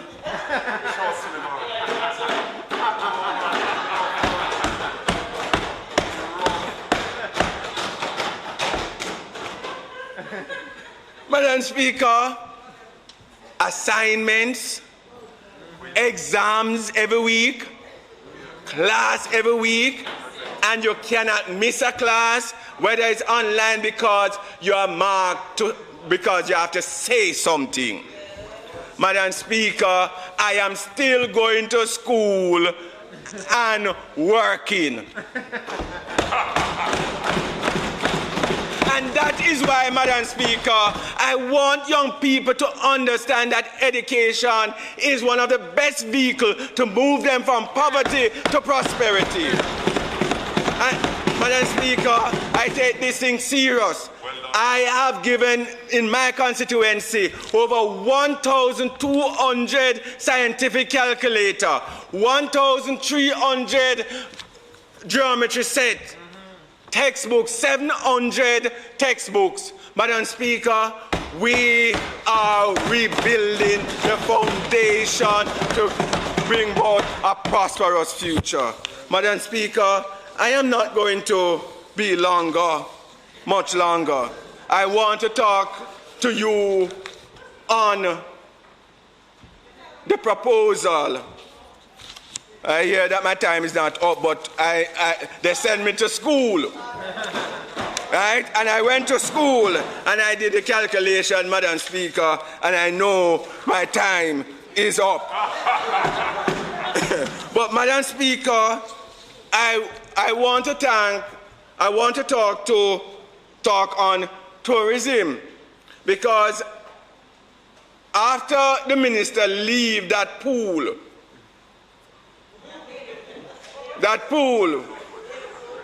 in southwest St. Catherine, northeast St. Catherine, I want him to come over to northern Clarendon, because we have a hospital that the slaves used to have babies there. So you can see the connection, Madam Speaker. The pool will bring forth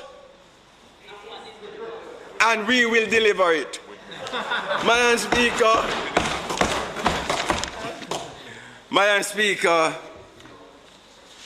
I want to say that we have done a lot.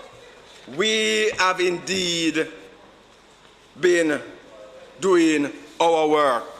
We are thankful for the 482 grants that we have received from the Ministry of Education goes towards tablets. 420 persons have taken up that offer.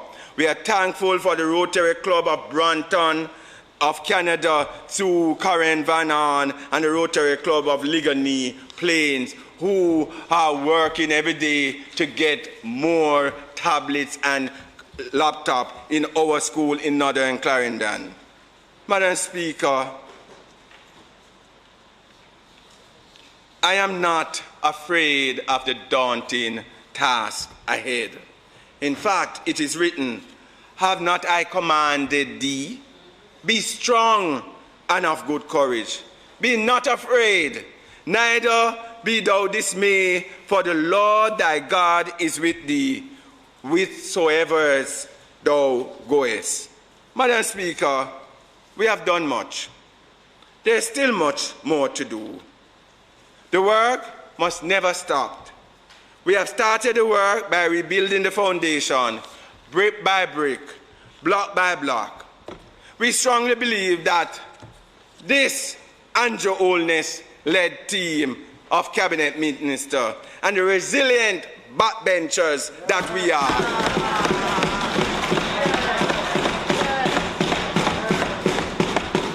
Jamaica will continue to endure through this pandemic, and our efforts to build back stronger will come to pass. Let me once again thank the wonderful people of Clarendon Northern, my members of staff, the constituency office, family, friends, this honorable house for affording me this opportunity to speak for and to speak to my people. I now want to quote one of my law lecturers, Miss Nancy Anderson. She said, a great lawyer must know the 4 S's. The first S, you must know when to stand up. Madam Speaker, I have stood up. Yes, sir. Yes. The second S, I must know when to speak up. Madam Speaker, I have spoken. Madam Speaker, she said the 2 S's are very important. You must know when to shut up and to sit down. I know shut up and take my seat.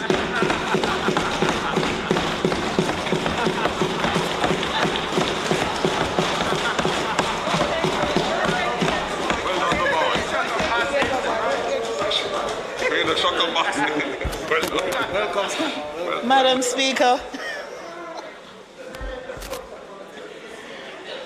Madam Speaker, I want to thank the member from Clarendon Northern for his presentation.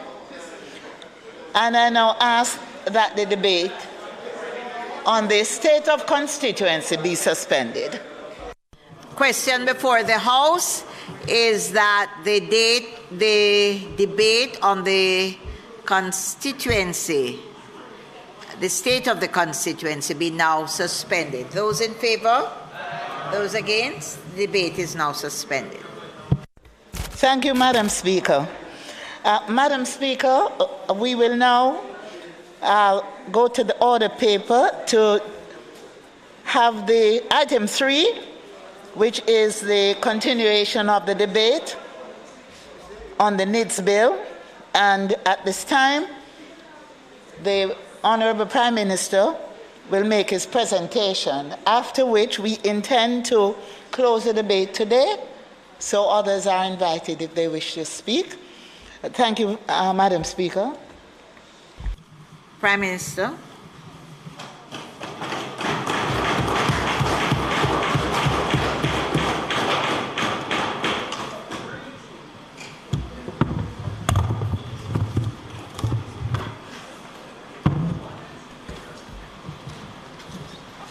Thank you, Madam Speaker. Thank you, members.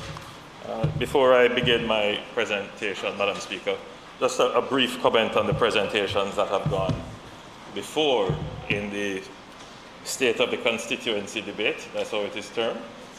And the members have given very spirited presentations. It is very good, Madam Speaker, to observe that the members have not just been very generous in the glorification of the works in their constituencies, but they have also been critical and forthright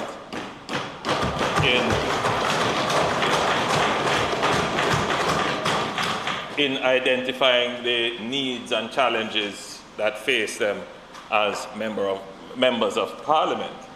And the member who just spoke alluded to having the opportunity to participate in a course of study specific to his new function. This is an opportunity that was afforded to us by certain connections we have made through the Westminster Foundation and other connections. And we are ensuring that our members of Parliament, all of them will have the opportunity, but we're doing it in stages to ensure that they understand their role as MPs, and especially their role as backbenchers.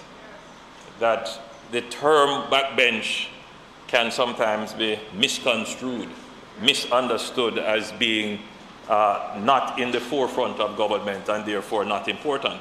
That is far from the case. The backbenchers, Madam Speaker, plays the role of the objective opposition.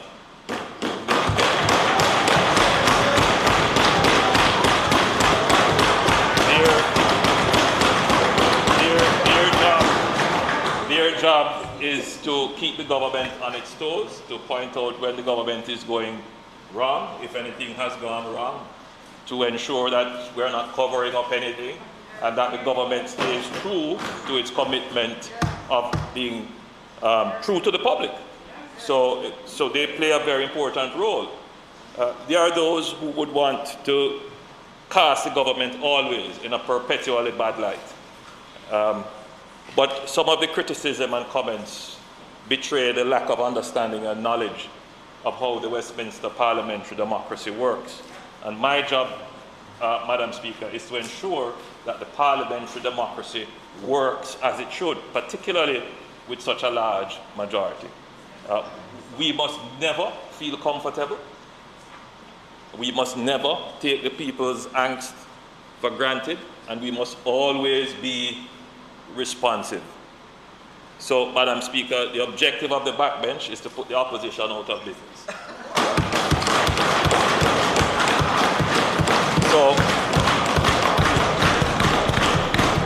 So you will see that within this government, our backbenchers will speak up when things aren't going right. They will keep the ministers on their toes, and they will represent the needs of their constituents.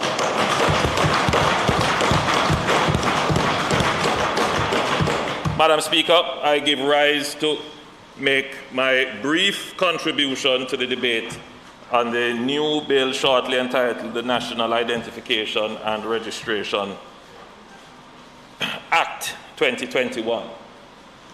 Madam Speaker, this bill represents the contributions of many stakeholders and the rigorous deliberation of the Joint Select Committee, including the member from Southeastern St. Andrew.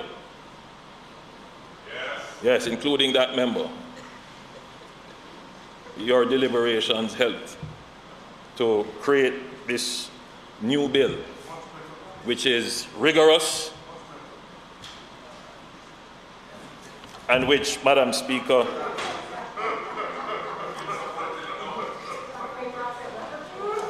yes, so we are acknowledging that your participation in bringing this bill to fruition, and we are happy for it. Yes, we're happy for it. Madam Speaker,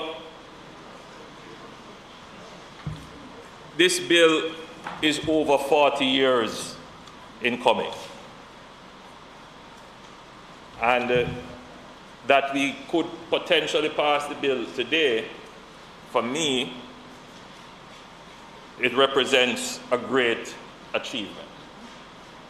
Madam Speaker, when I resumed the position of Prime Minister in 2016, one of the first things that I did was to pull the file on the national identification system. And it was the strangest thing, Madam Speaker, because every government wants to do it. Every government in the last 40 years proclaimed how very important this was. And you would have seen the various policy papers, even draft legislation that was done. And in 2009, we opened in the office of the Prime Minister a project for NIDS, and that continued through the Portia Simpson administration, which followed. But it just never came to fruition. Either there was no driver, or it was just a good idea, but never to be accomplished. Or maybe it was just so overwhelming to pull everything together to get it done. Or maybe it was just a fear that tackling this business of informality and an unstructured society may sound good, but not be of political interest or political benefit. Madam Speaker, but I had a different vision for Jamaica. I felt that Jamaica as a country has done so well, but it could have done so much more.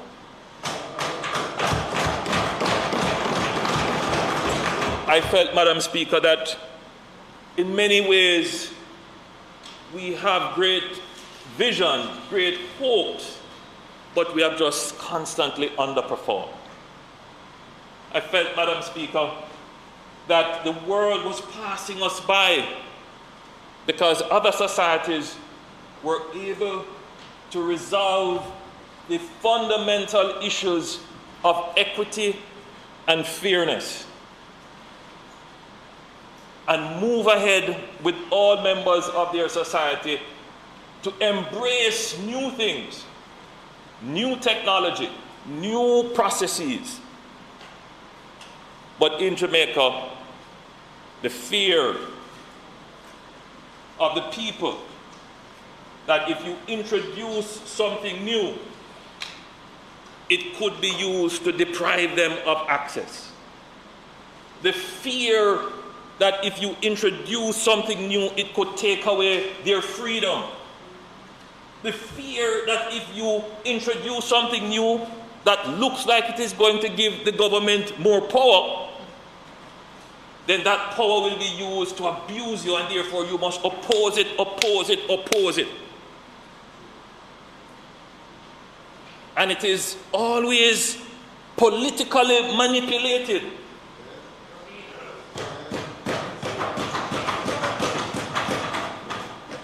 And it has to be a political tug of war when we know it is in the best interest of the society.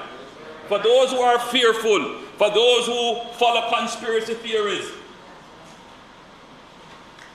instead of us pulling together, those of us who know better, we use these fears for political benefit.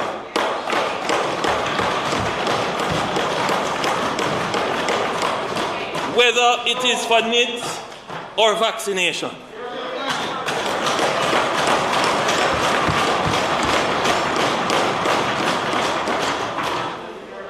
It is the reality. No, but you know, you and I went to school together. We have the same generation. And we both know what is in the best interest of the country.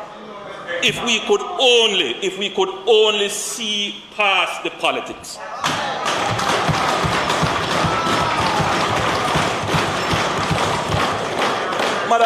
Madam Speaker, you know, there are, for people who study the art of war,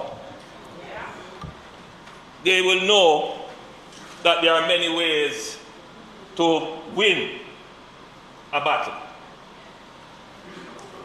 Sometimes you conquer and dominate, and other times, Madam Speaker, you assimilate.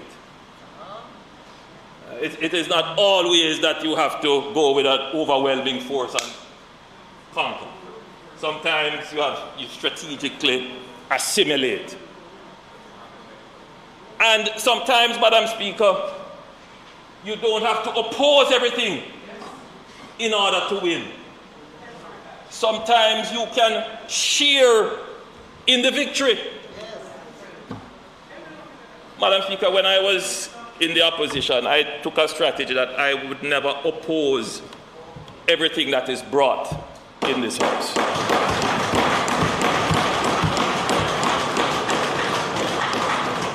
I remember when the NHT matter came up, and that was a classic case. It was right there for political fodder. We could have carried that matter to court, and we could have halted the government's IMF program when the country needed that $20 billion. But we acted responsibly for the best interest of the country. Madam Speaker, I've said it before, you know, a very influential member of the society came to me when we were in opposition and said, you know, there's so much fuel here. Why don't you light a fire? I'm paraphrasing, but that was the essence of what was being said. Madam Speaker, you know, if you look at my record in opposition, you would see that we were constructive, very constructive. When it was in the national interest, we didn't play political games with it. Bills came to this House that were needed to ensure that we achieved the fiscal objectives, and we ensured that our parliamentary team in the lower house and in the Senate worked hand in hand so that Jamaica could be a better place.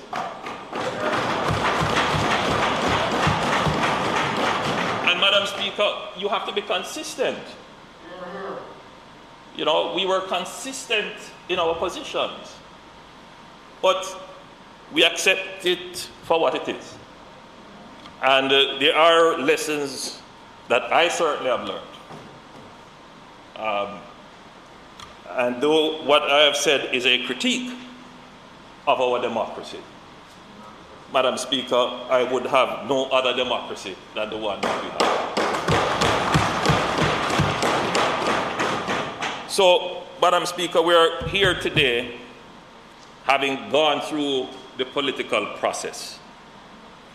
And it is the right, some might even argue the duty of the opposition to put these matters through the ringer and test it. And I believe we have a strong bill as a result of going through that process. We would have lost some time, Madam Speaker. And I would say to my counterparts on the opposite that we are in a race, and we're not going to always get it perfect. But we are in a race that, if you're not careful, we will miss the boat. And sometimes the lack of urgency in our public bureaucracy, in our civil administration, it's very frustrating, Madam Speaker. But I know there are those listening and saying, but you are in charge. You are the man at the wheel. And that is the case. The cabinet says that we are in charge of policy.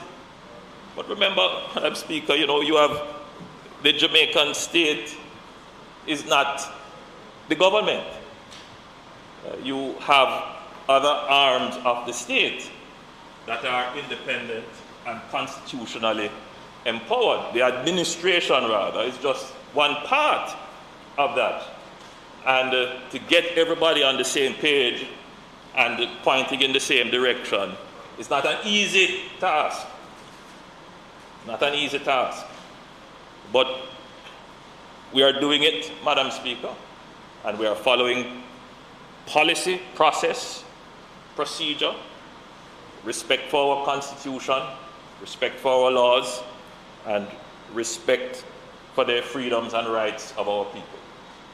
And that means, Madam Speaker, that we would move slower than others. And depending on the intensity of the politics, that could be another drag on how fast we can move to progress and prosperity as a nation. Madam Speaker, I want to thank the chairman of the committee, the Honorable Delroy Chuck, and members on both sides who ensured that we have a solid bill within this era where national identity is of great importance. Madam Speaker, I want to thank the Honorable Attorney General, who helped significantly with developing the bill and ensuring that the bill was aligned with the judgment. And I noticed that the Attorney General is smiling in agreement.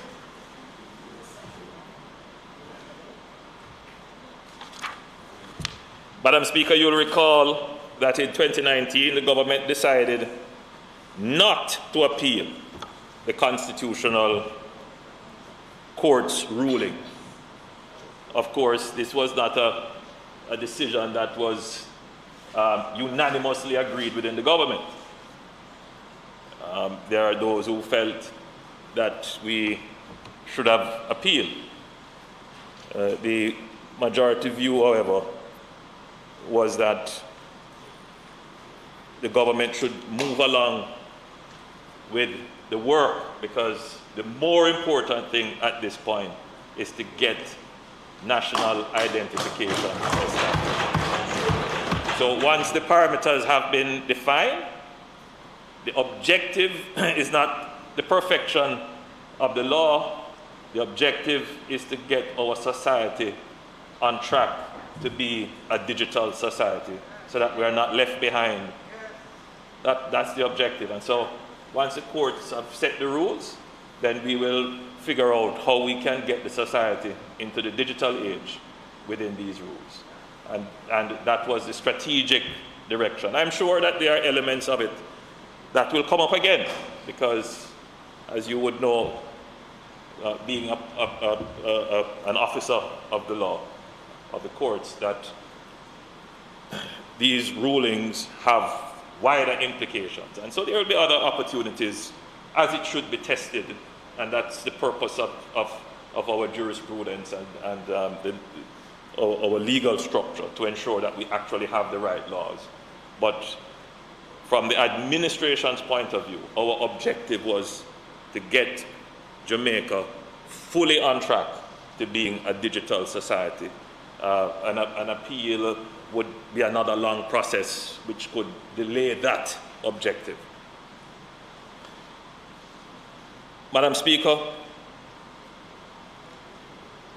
from the feedback received on the NIDS, the Secretariat, which operated out of the Office of the Prime Minister, worked with the Legal Reform Department in the Minister of Justice's offices, worked along with the Parliamentary Council, the Office of the Parliamentary Council, with Legal Reform and the Attorney General's chambers, along with a technical working group, including the Tax Administration of Jamaica and the Ministry of Finance and the Public Service. And together, they crafted a new national identification and registration bill. That bill we are now debating. Madam Speaker, modern digital economies are built on implementing strong digital identities for citizens that embrace privacy rights and security as the cornerstone for building sustainable, transparent, and robust identification systems. For this reason, the government is concurrently establishing the Information Commissioner's Office under the Data Protection Act and the National Identification and Registration Inspectorate as an independent oversight body under the National Identification and Registration Act 2021.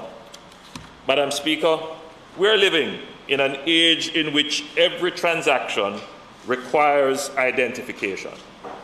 Identification to access social benefits from private and government organizations, identification to access the formal financial system, identification to access formal education, and in this new paradigm, identification to verify COVID-19 vaccinations, particularly for crossing borders and for travel.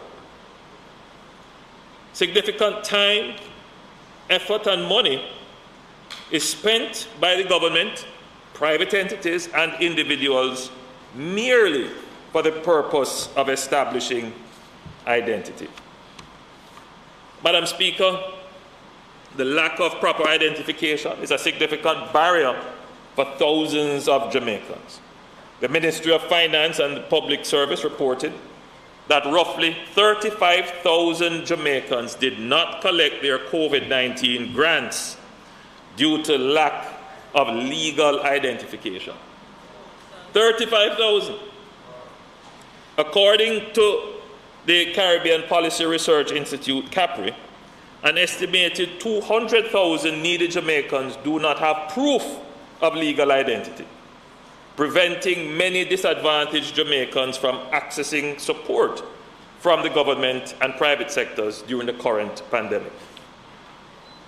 While Jamaica has made significant progress in registering over 90% of newborns at various birthing centers, CAPRI's findings and the government's experience during the pandemic suggest that thousands of Jamaican adults are without legal identification documents.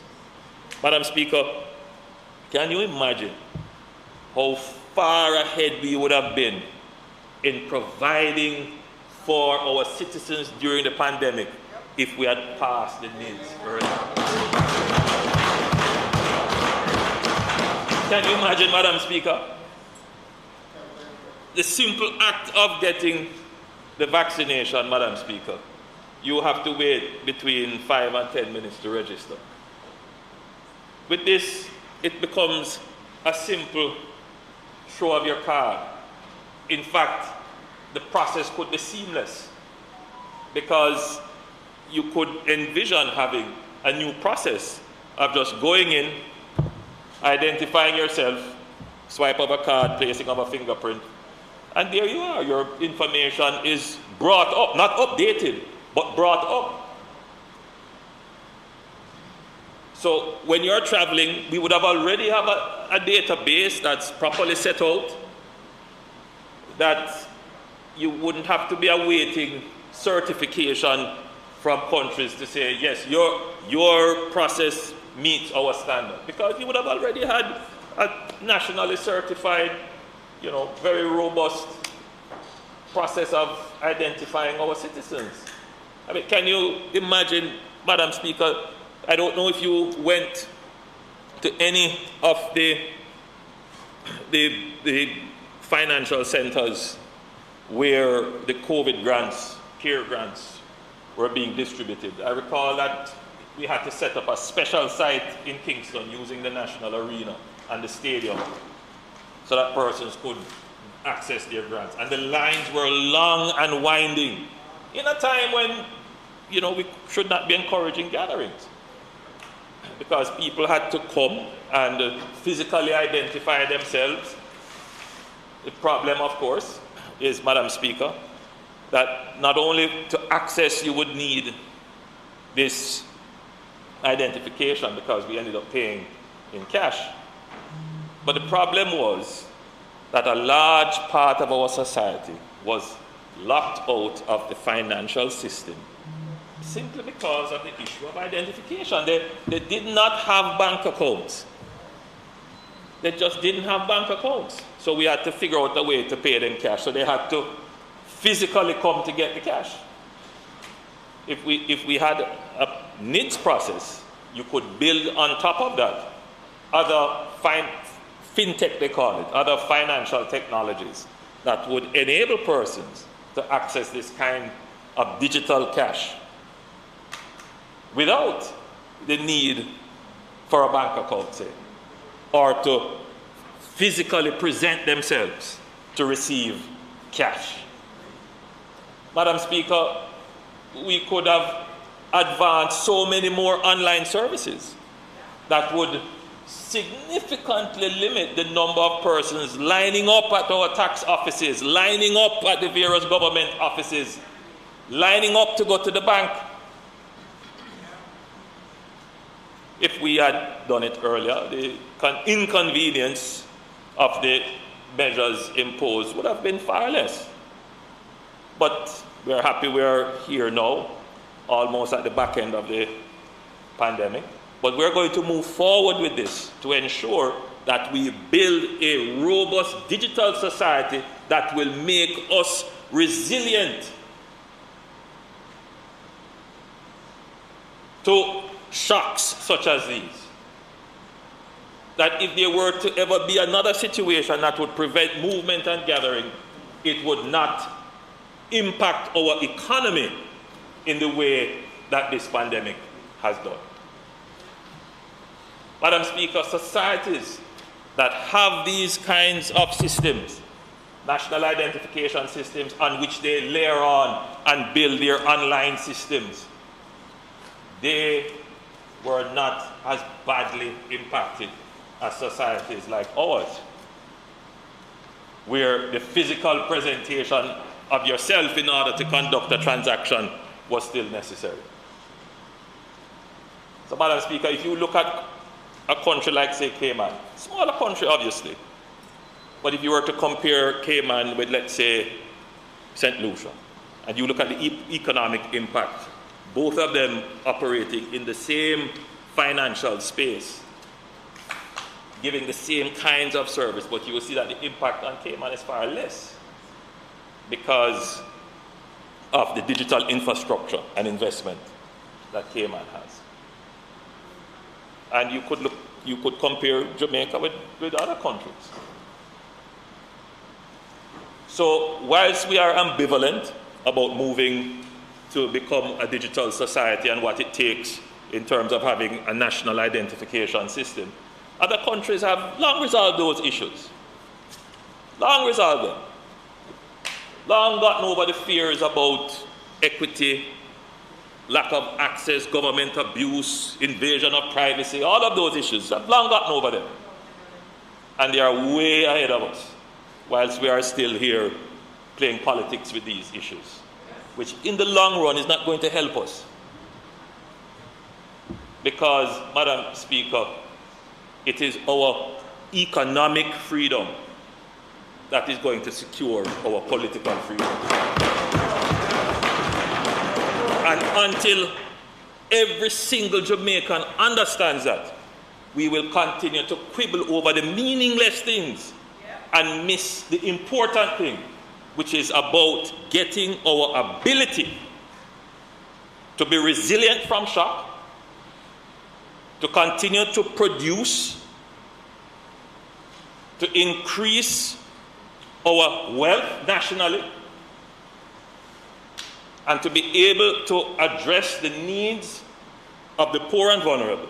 Until we focus on those things, we will continue to be arguing over nonsense and being distracted by all kinds of meaningless conversations. Well, I think 90% of Jamaica understands that this Prime Minister is focused on making this country the first world country that it is destined to be.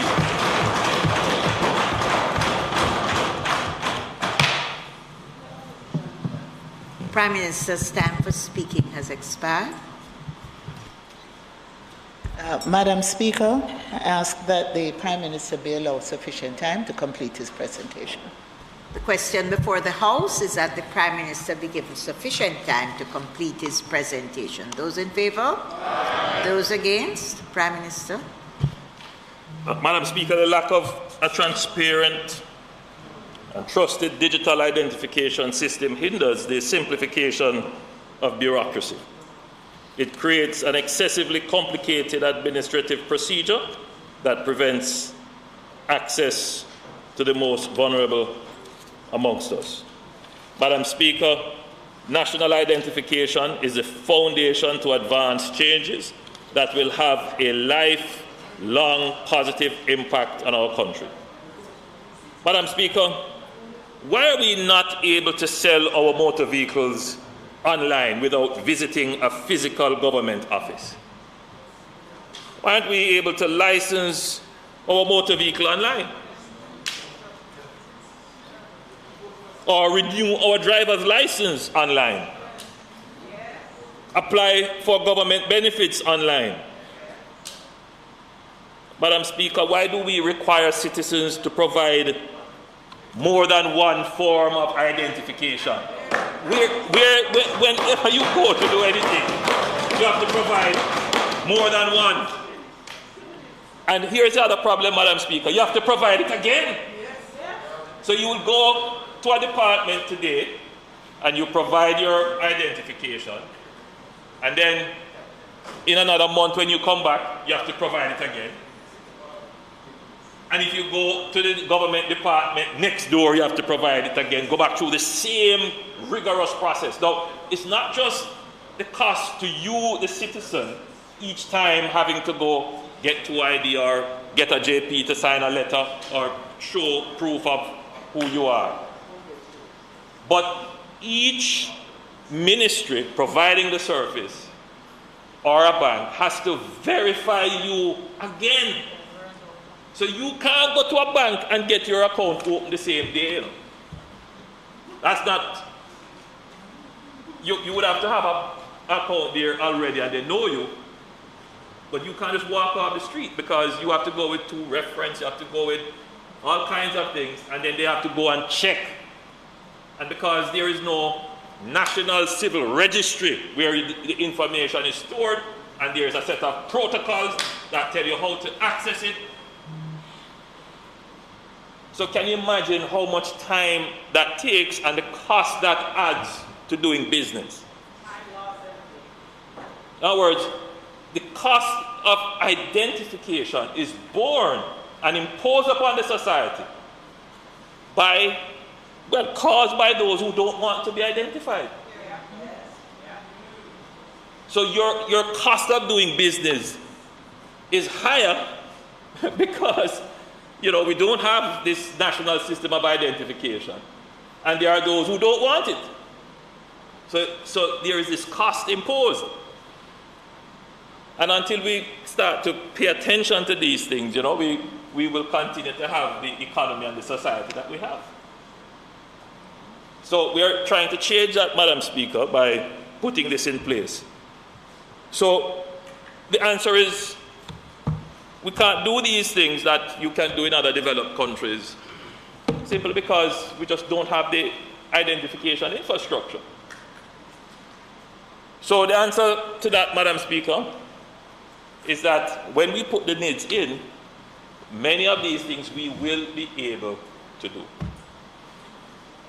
So every citizen will see an improvement in the quality of their life. It might be imperceptible, but over time it accumulates. You know, Madam Speaker, the way to look at it, I recall the numerous complaints that we used to have for persons who were driving through Constant Spring, Barbican, and trying to navigate the Mandela Highway, and the number of hours that they would spend in traffic. Now, that contributed to a deterioration in the quality of life. Government made the investment, and we improved the road condition. It's not perfect, but the state that you are in now as a result of that is a much better state than the state you were before. Now, can you imagine if all the complaints that we heard, all the people who didn't want it to happen, all the criticisms, if the government did not move ahead and we just stayed in the same state? It is the same comparison, Madam Speaker, that the needs is going to incrementally, for each person, improve the efficiency of doing business and just the type of society you have because of what it facilitates. So your quality of life is going to improve. But again, Madam Speaker, it was not without the naysayers and those who want to prevent it. But I give the guarantee, Madam Speaker, that every single Jamaican is going to see an improvement in their quality of life.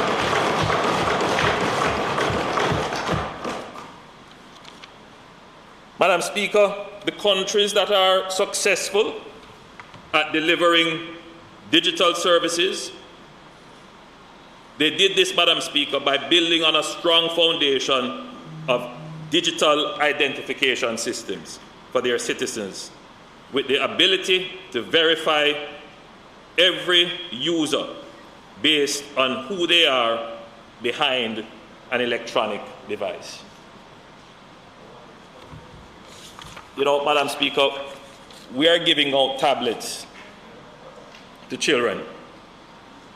We're saying to them, this is the way of the future.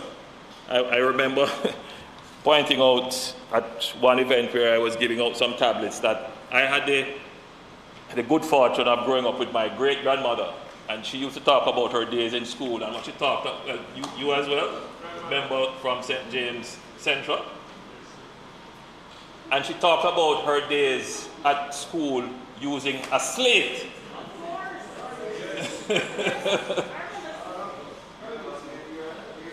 Member from Southwest, and you remember that day. You wouldn't remember those days.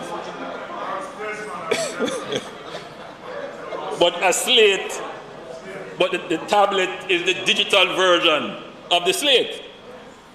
The tablet carries around, or allows you to carry around with your world of knowledge. You know, when I was going to school, I used to have to carry a huge knapsack filled with books. And most people in here would probably have that experience. Now, the tablet can carry around 10 knapsacks of books, or more, depending on the capacity. So, Madam Speaker, we are encouraging our children to get these devices. But these devices unlock a whole world of possibilities. And some of those functionalities will require identification. Identification that can traverse the digital highway, the virtual highway. And with the NIDS, we now unlock the full potential of our children being digitally literate and digitally empowered. Madam Speaker, digital identification is the missing link to minimize the excessively complicated administrative procedures behind several face-to-face services. For the individual citizen, a digital ID will provide the following benefits. One, a single ID that everyone will accept in order to do business with you, whether it is the tax office, the bank, the hospital, or the school. One ID. It will enable you to participate in the financial system. Because, Madam Speaker, whilst there are those who would want to hide away from the formal system, my perspective, based upon studies that I have reviewed, is that more than 90% of Jamaicans want to be included in the formal financial system in some way. Whether it is a bank account or some digital capabilities on their telephone via some fintech application. That they want to be able to participate in the formal system and to use the technology.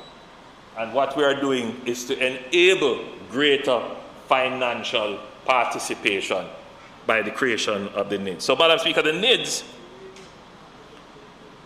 will ensure greater financial participation. You know, Madam Speaker, when we were first promoting this NIDS, a senior government person heading one of our agencies was being interviewed. And she was asked, will the NIDS help to improve our ease of doing business? And her answer was no.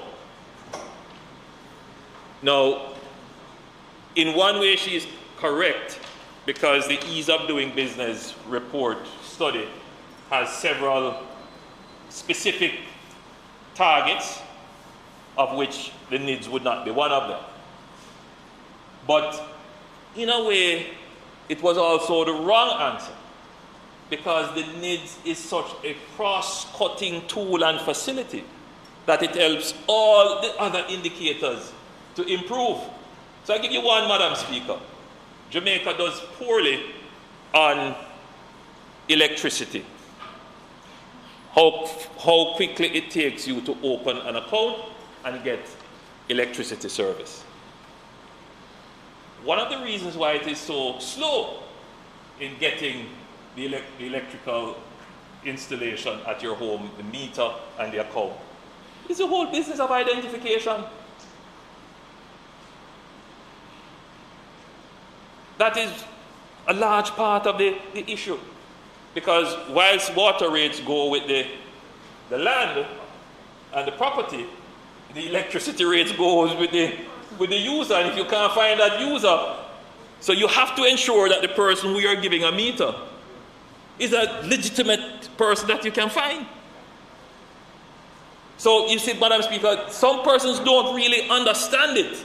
And if there was, even within the government, so if there were greater understanding, this would have been adopted in our operations long ago.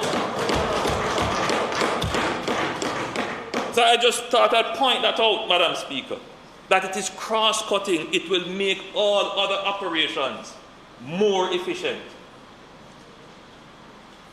Paying taxes, Madam Speaker, that is another area on the ease of doing business that we rank lowly on. Now, why is it that we rank so lowly on that? Again, part of that is identification. So, Madam Speaker, I just thought I would say to the country that this is not anything about depriving you of your right to privacy. This is not about bringing on any apocalyptic foretelling of the future. You know, this is not about finding any way to intrude in your private space. This is about improving your well-being and your quality of life. That's what it is about.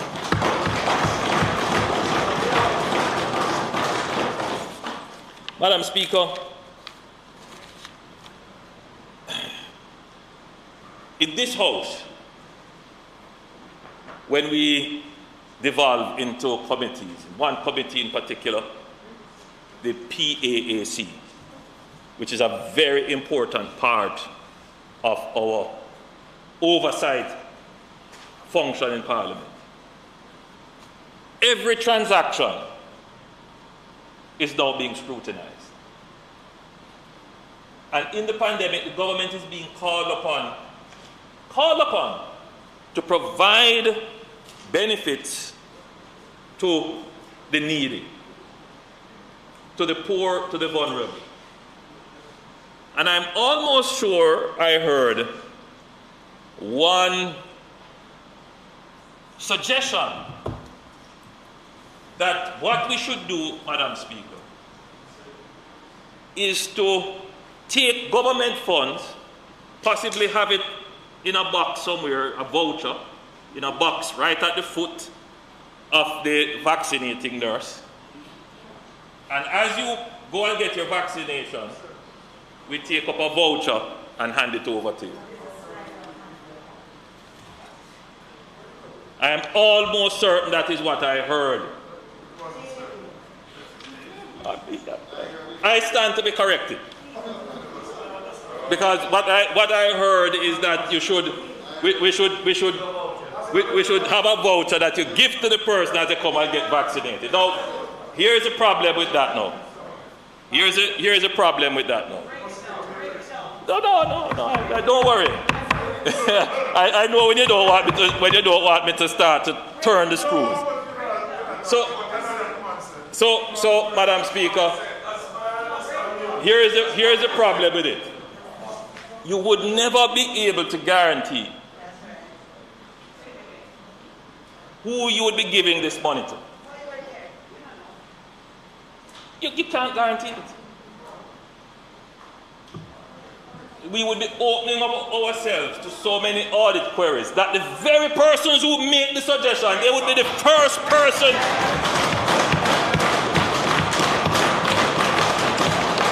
to criticize the government. Madam Speaker, when we conceive how we are going to address the need to supply our poor and vulnerable during the pandemic, Jamaica was one of the first countries to have its care program deployed.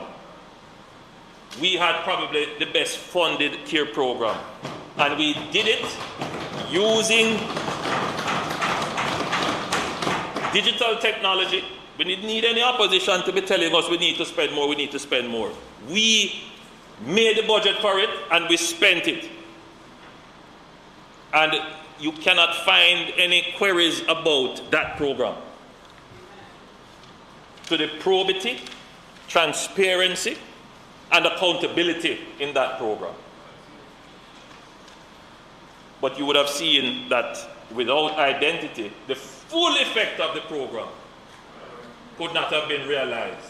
30,000 persons couldn't collect it because they're not properly identified, and there are about 200,000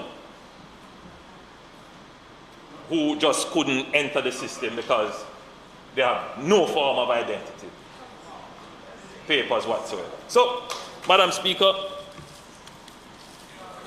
as we move forward with implementing digital identification for Jamaica, we are mindful that building a strong national identification and registration authority rests upon the trust of the people, and it takes time. So it is for this reason, Madam Speaker, that I appreciate the process that we have been through, because I think the Jamaican public would be more informed about what we are doing. It would have been thoroughly interrogated from all angles, and we are putting in place the necessary measures to ensure that the system is integrous. There are 5 critical elements that we should highlight. So, Madam Speaker, the creation of an entity known as the National Identification and Registration Authority is the important institutional guarantee of the NIDS. So we have created this entity, and it is responsible for the civil registration and national identification system. It will manage the enrollment process, it will manage the database, and it will develop the systems and protocols for security, secrecy, and data protection, and guarding against identity fraud in collaboration with other anti-fraud organizations and public bodies. Madam Speaker, we have put in place an oversight system.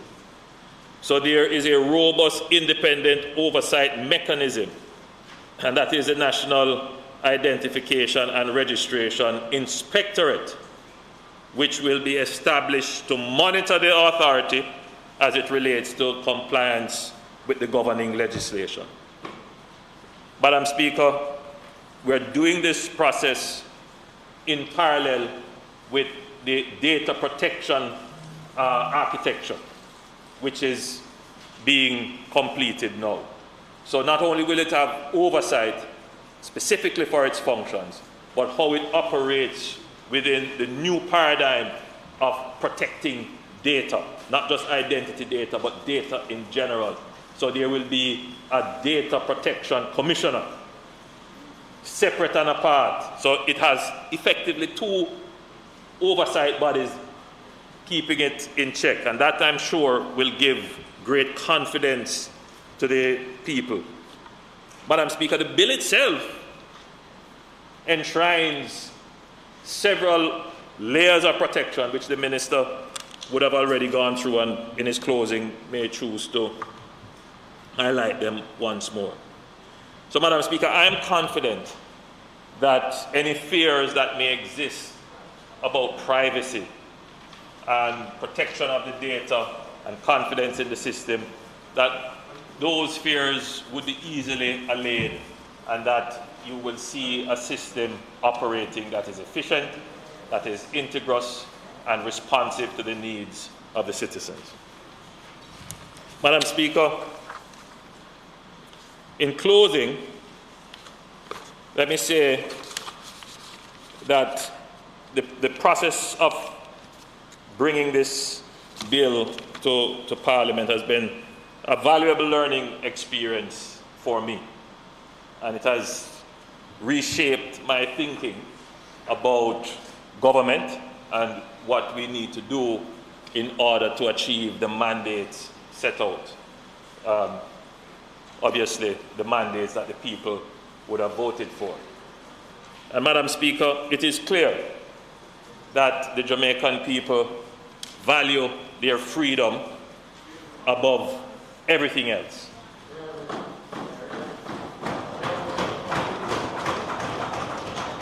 And those rights, Madam Speaker, have not always in the past been respected. And even if you come with good intention, the deep suspicion of government and the mistrust of government still exists. It is not going to be changed in a generation.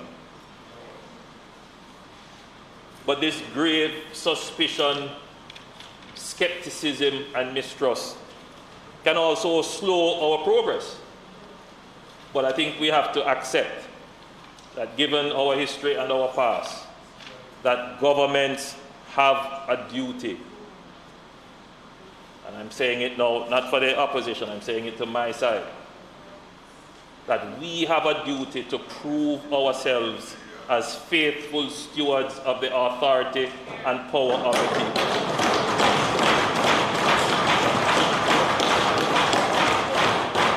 Madam Speaker, each time we act in a way to play into the narrative and stereotype, we erode our ability to pass laws and to win the trust of the people. And each of us who sits in this house, we have to reflect on ourselves and ask, are we being exemplars of the laws and policies that we make? Can the people trust us? So, this bill is here. It is going to be a test of trust. To see how it works, we have to make sure that nothing is ever done to in any way compromise the integrity and confidence of this. But the lessons we learned from the NIDS process should be applied right through all the other legislation. Our effectiveness as a government depends on how much the people can trust us. And Madam Speaker, we're giving our commitment that this bill will work in favor of the people, it will respect their rights to privacy, it will be forward-leaning in protecting those rights, and it will increase the efficiency, it will increase the well-being and welfare of our people. I commend this bill to the legislature and to the people of Jamaica.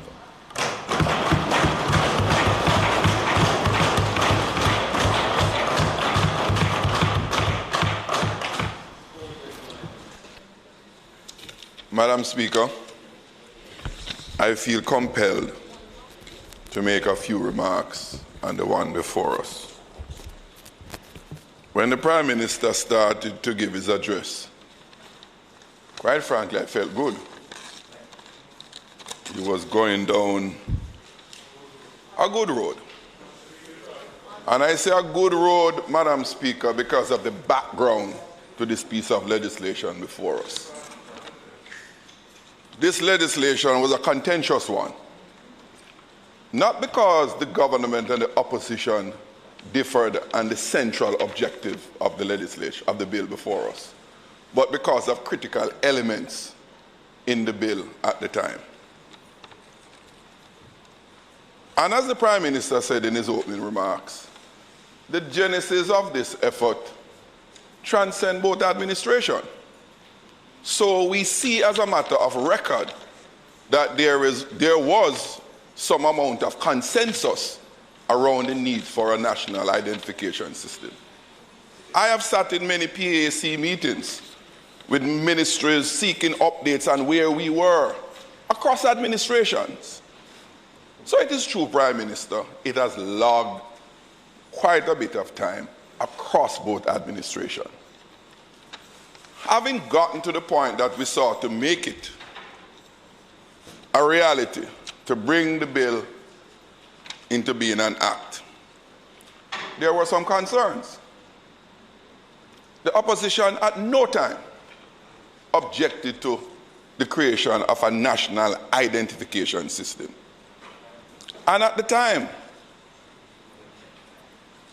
we pleaded, we begged, we beseeched, we appealed, subject this act to this bill to a joint select committee of the Parliament.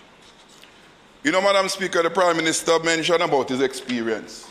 And he and I have been in this House around the same time, no more than about 3 years difference. You came in 97, I came in 94. And he alluded to the experience. And in his closing, he made the point about what he has learned, the lessons learned from this piece of legislation.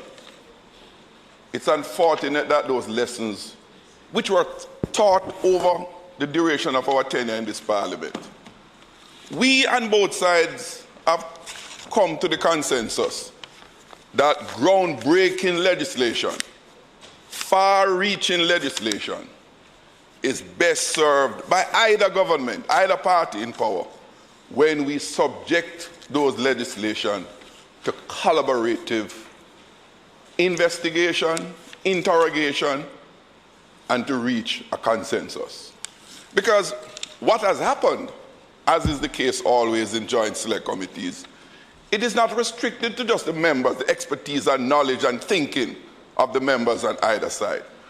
It gives an opportunity to draw to the table major stakeholders, ordinary citizens who wish to make an input, the various fraternal groups pertinent to the legislation before us, so that we can hear from them their concerns and use the forum of the Parliament to distill some of those issues, bring clarity to them, so that we can arrive at a broader consensus around those groundbreaking issues that we're seeking to pursue. Our history in this Parliament has taught us that. In the instant case of this piece of legislation, we threw that through the window. And when I heard the Prime Minister made reference of how much we could have achieved, I was disappointed when I heard that, because at the opening you said you have learned a lot. The bill is a better bill. How could you have learned a lot more if it wasn't subjected to this exercise? That's where my disappointment came in. When we have joint select committees to consider a bill brought by the government from either side, it seeks to make a good bill better. Not perfect. No bill is ever perfect. But with collective input, broader input, we can always make a good bill better. So yes, the incumbent government will get the credit for bringing into action. That's a given. That's a given. But when the bill is passed, we want the maximum benefit from it. We want a buy-in. We want the people to become convinced. We want the people to realize that the entire government is behind it. How we are going about this bill in the initial stage could never achieve that. And Jamaica would have suffered. Prime Minister, you referred about the importance for security, the transformation of the economy into the digital divide. Yes, we know that. Many have said it, inside this house, outside this house. It's rhetorical to repeat those because there's a consensus around those advantages. But amidst that, there are some dangers that we sought to have addressed as best as we could and can together. Together. So that we can have a piece of legislation that whoever is in government won't abuse it. Because it's the collective will of the parliament and the leadership of this country. As we are seeking to achieve with the coronavirus pandemic that we have, to collaborate with the government for Jamaica's sake. So, Prime Minister, you could have started out, what you started with and you finished with was wonderful. But in the middle, you were self-destructive. Because you said some things which was contrary to what you said at the beginning and at the end. You came out with this kind of contentious, cantankerous approach. We all agree on the things, Prime Minister. We are at one with the advantages. We are at one. You want to take us as the leader, as the Prime Minister, forward. At this stage, at the closing hour, we should celebrate the unity of purpose and the consensus that was reached in the Joint Select Committee. That's what we should be celebrating, not cussing who did do this and why they never do this and who couldn't get to achieve that. It doesn't help. Prime Minister, I want us to get back better. But we have to get back better, not by the pronouncements, but by how we do, how we take those step-by-step movement forward. I give my support to the bill, but more so I give my support to the consensus that we have been able to reach. And we see it happening on an ongoing basis. The Minister of National Security led the Joint Select Committee with the ZOZO, a ZOZO act that your government led. And we participated. When the ZOZOs come to Parliament, you realize one will be passed, move again for extension this afternoon. It won't be a contentious issue. It won't. Because we meet together, we acknowledge limitations, right? And you know, Prime Minister, in fact, we and the opposition have been upset with you because you don't give us all the ZOZOs that you promised. Right? Members on this side have been pleading for ZOZOs. So it's not about who started it. It is about what consensus we can get. So when the review was being done by the Honorable Minister of National Security, he can tell you, the Attorney General can bear witness of the collaborative approach and the success that we achieved. The Electricity Review Act is about near completion, joint select. We have input from people in the industry and all around. It's not consensus. It's not, contention. It's consensus. And that's what leadership must provide, to arrive at consensus. Thank you, Member, for allowing me to interrupt your presentation. Just for clarity, not a point of order, Madam Speaker. The member has been gracious to allow me to clarify a point. My earlier point was, had we passed this bill earlier, regardless of the other issues that were obstacles to its passage, but if we had done it earlier as a parliament, maybe not this parliament, maybe previous parliaments, we would have been ahead of the game. I think that's the fundamental point that is indisputable.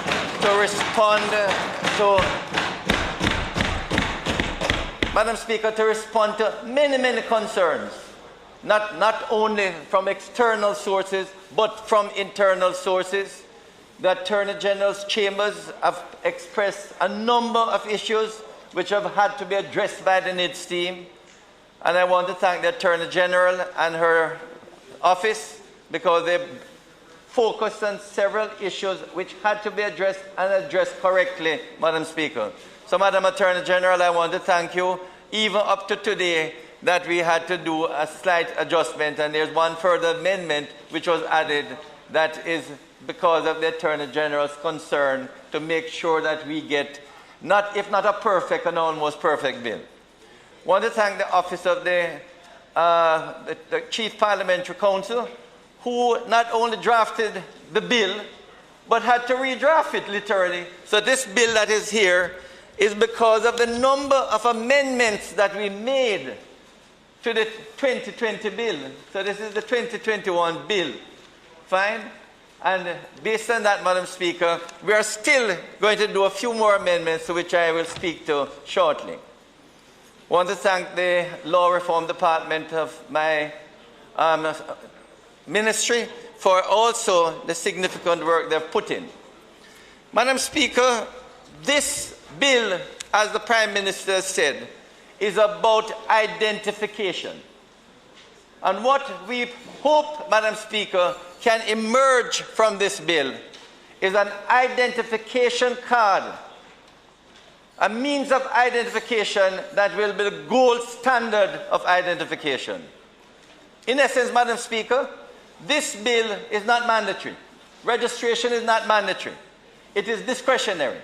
But because we have done so much work, as the Prime Minister indicated, and everyone knows, that so much has gone into make sure that persons will see what has been done and will have trust and confidence in the NERA that the identification card, Madam Speaker, will repeat the gold standard of ID in Jamaica. Indeed, Madam Speaker, as the Prime Minister pointed out, perhaps close to 1 million Jamaicans don't have an ID. Many of them, even when they're registered to vote, don't work to collect their ID cards. And some of them, soon after they collect it, they lose it. And we can see, Madam Speaker, in the past couple months, when people have to get vaccination, they have to get JP to identify them. And you can see, Madam Speaker, even last week, with the opening up of the new electoral card, the lines to collect their ID cards, because that is one of the few IDs that people use and consider a national ID. So, Madam Speaker, the need for identification is significant in this country. And I believe, Madam Speaker, that the NIDS will solve a lot of problems that the people of Jamaica have in demonstrating who they are. So, Madam Speaker, the Prime Minister's vision of how this will happen in a digitized society is going to make life completely different for over the whole population. Definitely, Madam Speaker, for the close to 1 million Jamaicans who don't have any means of identification, this will be a game changer, because they can go get a national ID and they can use it, and they can now start to participate in the digital society. Madam Speaker, thank the member from South St. Catherine for the points he made about collaboration. In truth, Madam Speaker, this bill, which is now in the House to be passed today, is about collaboration.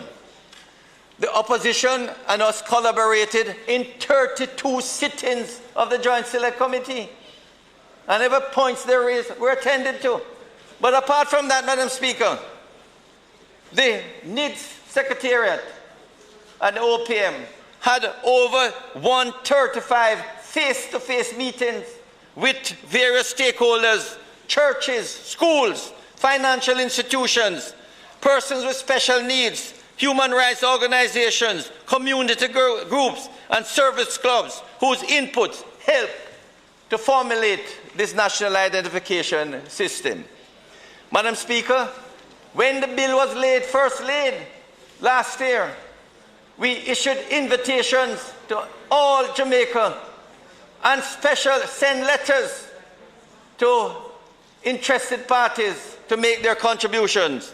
And Madam Speaker, we had over 100 contributions, and all of those contributions, Madam Speaker, were responded to. And I can say to the country at large, all of those comments, contributions are on the parliamentary website, and all of the committee meetings, 32, Madam Speaker, is on the parliamentary website, where in these committee meetings we responded to the concerns of the contributors. We didn't always agree, Madam Speaker, but we responded to every concern expressed.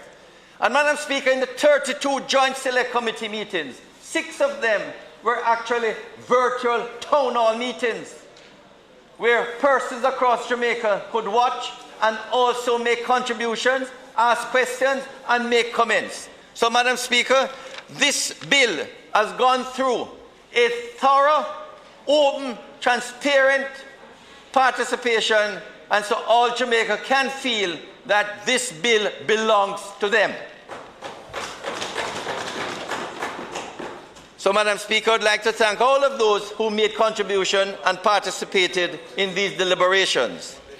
Madam Speaker, the legislative framework, and while I speak, Madam Speaker, the amendments, the proposed amendments will be circulated, which we will go to committee stage, and I will speak to a few of them in closing. Madam Speaker, the legislative framework for the National Identification and Registration System, the NIDS, has been strengthened and improved during these deliberations to recognize and protect the right to privacy of an enrolled individual, particularly as it relates to the protection of an individual's data and identity information, to strengthen the organizational and governance structure of the authority, to ensure that the penalties reflect the gravity of the offences created under the legislation, to strengthen the independent oversight of the authority by implementing double layers of oversight from the Information Commissioner's Office and the National Identification and Registration Inspectorate. Madam Speaker, the members of the ECJ, the Electoral Commission of Jamaica, will carry out the functions of the Inspectorate and report directly to the Parliament, providing opportunities for both sides, the government and the opposition and others, to monitor early warning risk. Madam Speaker, this is a major, and we ought to be proud of the processes from which these safeguards emerged. To ensure further, Madam Speaker, that a comprehensive enabling structure exists to facilitate the implementation of the NIDS, to be the first legislation to require the encryption of personal information and compliance with international best practices for information security. And most importantly, as I said earlier, Madam Speaker, to hold the NERA accountable under the Data Protection Act as soon as it begins to capture information. So, Madam Speaker, this is clearly an indication that there will be double layers of protection, of privacy, so individuals who register need not worry about their information collected being shared or leaked or in any way that it will be invaded or captured by any other party without their permission. Madam Speaker, an important point which, if I might say, delayed the actual closing of this debate, and it has to do with the use of the TRN, Madam Speaker, as the NIN. In many ways, Madam Speaker, this is revolutionary with this bill. Because when we started out, we saw the NERA having its own set of 9 numbers. But as we went along, Madam Speaker, you would have 2 sets of 9 numbers. Those in the TRN, those in the NIN. You could have duplication. So it was finally agreed, late as the Joint Select Committee met, that it makes sense to use the TRN number as the NIN, National Identification Number. So, Madam Speaker, although the TRN provides a unique number, but there's no guarantee that the number is assigned to a unique person. On the other hand, Madam Speaker, the NIDS offers a unique number and a unique person due to the addition of biometrics and the multiple layers of security, authentication, and verification of someone's identity. So, Madam Speaker, the TRN and the NIDS are two different systems. TRN is concerned with tax. The NIN is concerned with a unique number on which is added biometrics to give you a unique person. So even though that same number, Madam Speaker, will be used for the TRN, that has to do with business. When it is used as a NIN, it has to ensure that it represents a unique person. And that is the difference with the two systems, Madam Speaker. But it is consistent in using that one number for the NIN and for the TRN. So what will happen, Madam Speaker, is to note that the proposed relationships between the two systems is specifically for verifying that the TRN provided by an individual is assigned in the TRN database to the person who is applying to enroll in the NIDS, and to ensure that all new numbers are generated from a single repository to minimize duplication. So, Madam Speaker, how it will work? When persons come to register in the NERA, what will happen, Madam Speaker, is that the authority will check with tax administration to find out if that person has a TRN. If that person has a TRN, that is the number that will be used for the NIN. If the person, especially children under 18, they wouldn't have a TRN, Madam Speaker, but when they come to register, or when they register, the NERA, the authority, will ask the TRN authority, that's the tax administration, to generate a number, which is the NIN, and that will be the person's national identification number. Later on, Madam Speaker, if that person seeks a TRN, the TRN will note, and in cooperation with the NERA, notice that that person is already registered with the NIN, so that number, the NIN, will be the TRN that they will get. So it is consistent, Madam Speaker. So, Madam Speaker, what we had to do, and the NIDS Secretariat had close collaboration with the tax administration of Jamaica to work out a proper protocol for the generation of the NIN. Unfortunately, Madam Speaker, not only was it worked out, but changes to the Revenue Administration Act, which is what will be in the amendments, were added to this bill, the NIDS bill, so that the NIDS bill will be able to operate legislatively with the tax administration of Jamaica to generate the national identification number. In addition, Madam Speaker, we will be touching on the MOR, the memorandum, and to show that as a policy decision, the reason why we are using this one number for both the NIN and the TRN is to reduce duplication, identity theft, and fraud. So, Madam Speaker, with those remarks, I would like to commend this bill not only to this Parliament, but to the people of Jamaica. And when it starts to come into operation, Madam Speaker, I have no doubt that even though it is discretionary, the trust and confidence that will be reposed in this bill and this national identification number, that I have no doubt that most, if not all Jamaicans, will accept the NIN and the card, the NIC, as the gold standard for identification. And you know, Madam Speaker, people have been texting me, how long is it going to take for them to get their card? Because they're tired of carrying 3 and 4 cards around to identify themselves. Once this is passed, Madam Speaker, all that will be needed in the future is for you to carry around the NIC, the National Identification Card, and that will be not only your unique number, but that represents you as a unique person from your register until eternity. Not during your life, until eternity. It remains with you and beyond you at death. So I want to thank the members who participated and thank everyone once again for this bill, because I believe we have done everything to ensure that it comes up with all the concerns addressed. So, Madam Speaker, with that, I now ask for the bill to close the debate and ask for it for us to go to committee stage. For the bill to be read a second time.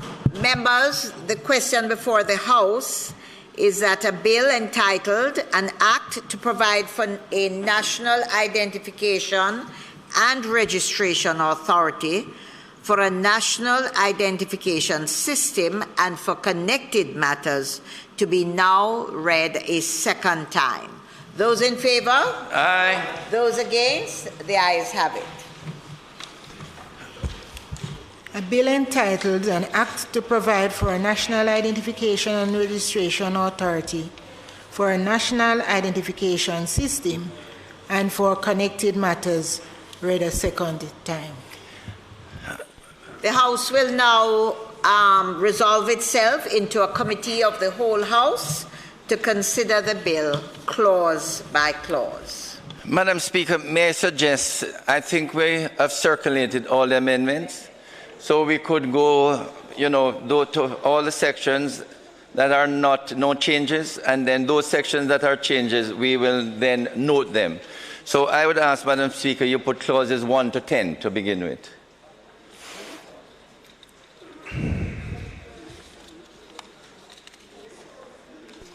Members, I now put part 1, part 2, which covers clauses 1 to 8. Those in favor? Aye. Those against? The ayes have it. I put clause 9. 9 and 10, Madam Speaker. 9 and 10. Those in favor? Aye. The ayes have it. Madam, put clause 11. I now put clause 11. Madam Speaker, amendment to clause 11, we will note that there's an addition, as I spoke to in the debate, to add delete the word following and substitute therefore the words registration number signed under Part 6B of the Revenue Administrative Act on the following other. So that would be substituted for, this is in the Revenue Registration Act, Madam Speaker. And also to delete subparagraph 2 and renumber subparagraphs 3 to 7 as subparagraphs 2 to 6 in clause 11, and in subclause 2 in subsection 3C to delete the word following and substitute therefore the words registration number signed under Part 6B of the Revenue Administration Act and the following other, and subsection 2B delete subparagraph 2 and renumber subparagraphs 3 to 5 as subparagraphs 2 to 4. Okay. So, members, I now put clause 11. Those in favor? As amended. Those against? And I amended. now put the amendments to clause 11. Those in favor? Aye. Those against? The ayes have it. I put clause 12. Madam Speaker, an amendment in subsection 2, renumber paragraph K as paragraph L and insert the following as paragraph K. K, verification of the assignment of a registration number pursuant to Section 17D of the Revenue Administration Act. Members, I now put clause 12 as amended. Those in favor? Aye. Members, I put clauses 13 and 14. Those in favor? Aye. I now put clause 15. Madam Speaker, I now move an amendment to clause 15 in subsection 1. Insert next after the words in accordance with subsection 2, the words generate or cause to be generated, and in subsection 2A, insert next after the words enroll individual, the words and shall be identical to the registration number assigned to that individual under Part 6B of the Revenue Administration Act. Members, I now put clause 15 as amended. Those in favor? Aye. I now put clauses 16 to 26. Those in favor? Aye. I now put clause 27. An amendment to clause 27, Madam Speaker. In subsection 3D, insert next after the words the authority, the words, and the operations of any data processor as defined by the Data Protection Act employed by the authority in respect of its operations. Members, I put Part 4, clauses 23 to 25. Those in favor? Aye. I put Part 5, clause 26. Those in favor? Aye. I put clause 27 as amended. Those in favor? Aye. The ayes have it. I now put Part 6.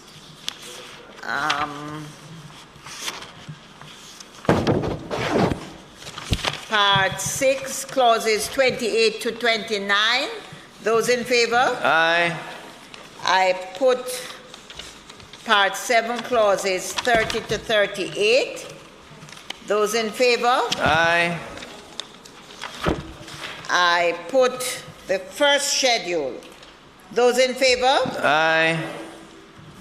I put the second schedule. Those in favor? Aye. Ayes have it. I put the third schedule. Those in favor? Aye. I put the fourth schedule. Those in favor? Madam Aye. Speaker, sorry, go ahead. Go ahead. Aye. Third schedule.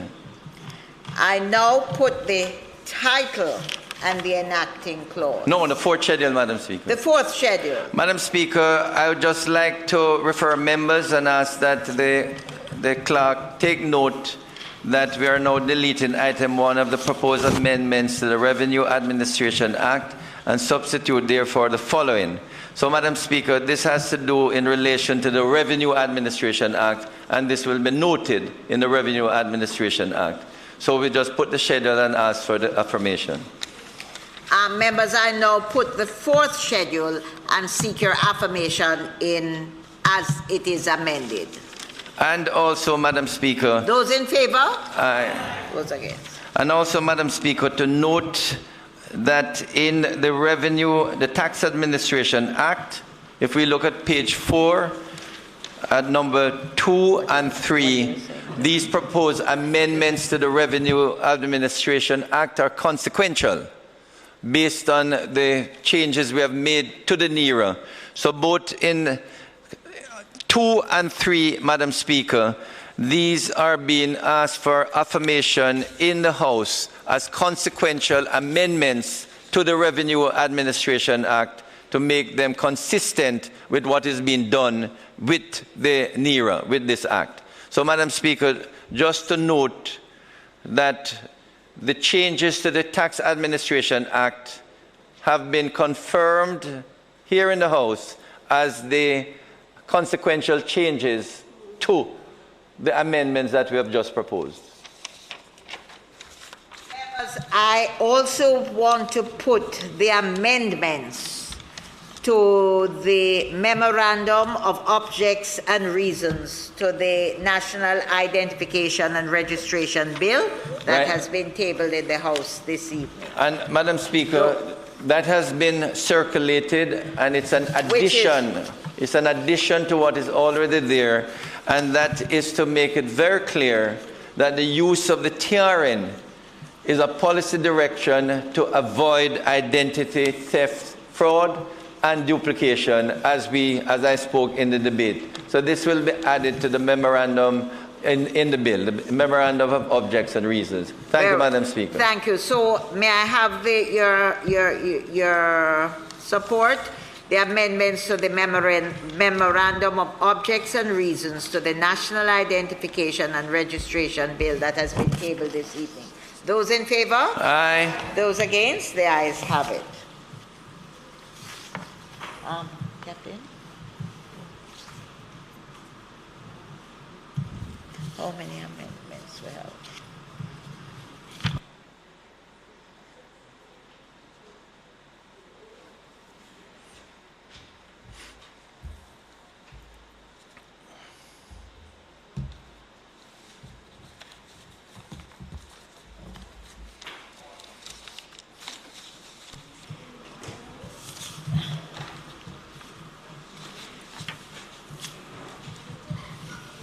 Members, I do report the bill as having passed committee stage with all the amendments as stated by the minister. So the report to this House is that the bill entitled An Act to Provide for a National Identification and Registration Authority for a National Identification System and for connected matters be passed with all amendments. Those in favor? 14. Aye. Those against? The ayes have it. Madam Speaker, I now ask for third reading. The question is that the bill be read a third time. Those in favor? Aye. Go ahead. A bill entitled An Act to Provide for a National Identification and Registration Authority for a National Identification System and for Connected Matters, read a third time and passed.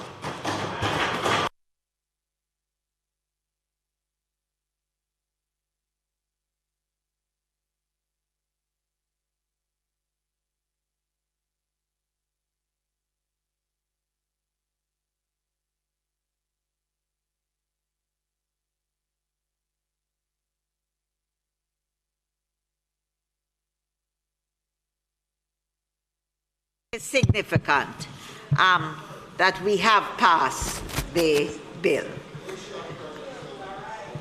Madam Speaker, we'll now have the Minister of National Security taking the zones of special operation.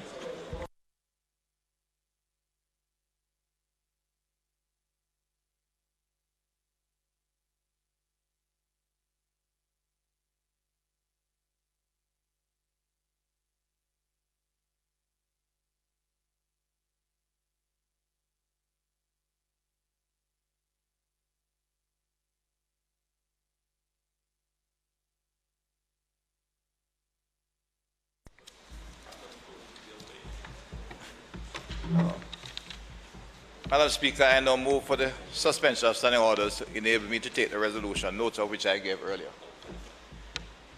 The question before the House is that the standing orders be suspended to enable the Minister to take the resolutions, notice of which he gave earlier. Those in favour?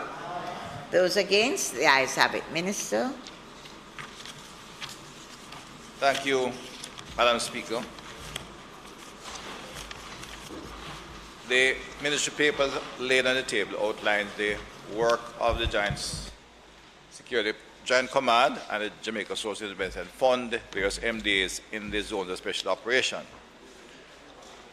I'm going to call for the extension, Madam Speaker, as outlined all 5 zones. Madam Speaker, acting on behalf of the advisor of the National Security Council, in accordance with the Law Reform Zones of Special Operations, Special Security and Community Development Acts, in accordance with Section 5 of the Act, which guides that the Prime Minister and Council, after consultation with the Joint Command, may order special affirmative resolution. The House of Representatives extend the period referred to in Section 4.3, the Denham Town, Mount Salem, Greenwich Town, August Town, and now zones of special operation, special security and community development measures to be extended for a further period of 60 days.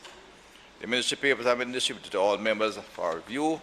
The zones have respectively transitioned into the following zones, phases: Mount Salem, Denham Town will continue the build phase, August Town and Greenwich Town will continue the hold phase, while now will continue the clear phase of the strategy.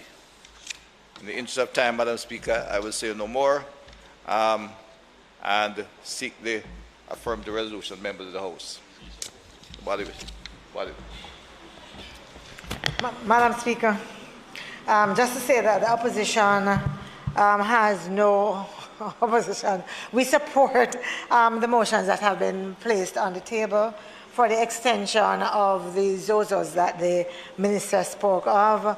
Our position has been repeated several times, and in the interest of time, I will not repeat them today in terms of the concerns we have, but where the ZOZOs exist, we know that individuals have seen improvement, and there are other members, I'm sure, were they here today, would have been asking what happened to theirs.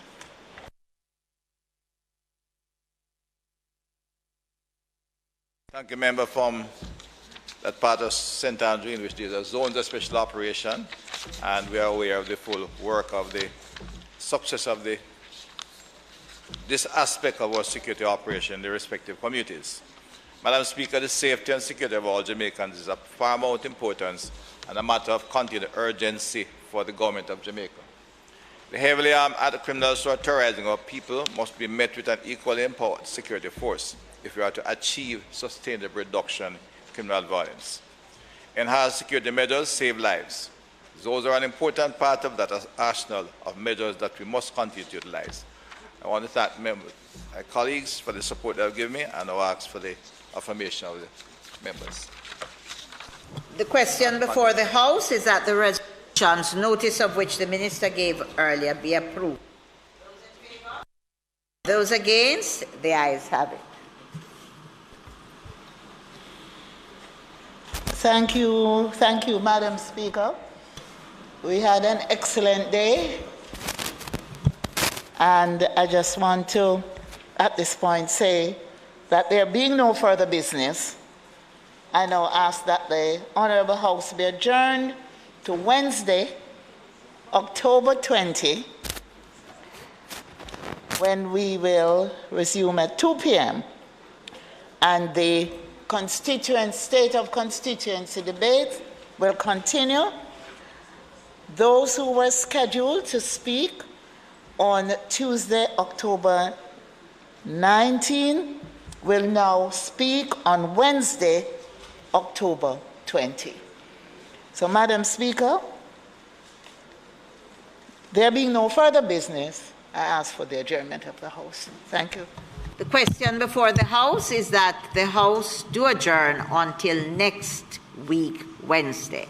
Those in favor at 2 p.m. Those in favor? Aye. Those against? The ayes have it. This House is now adjourned.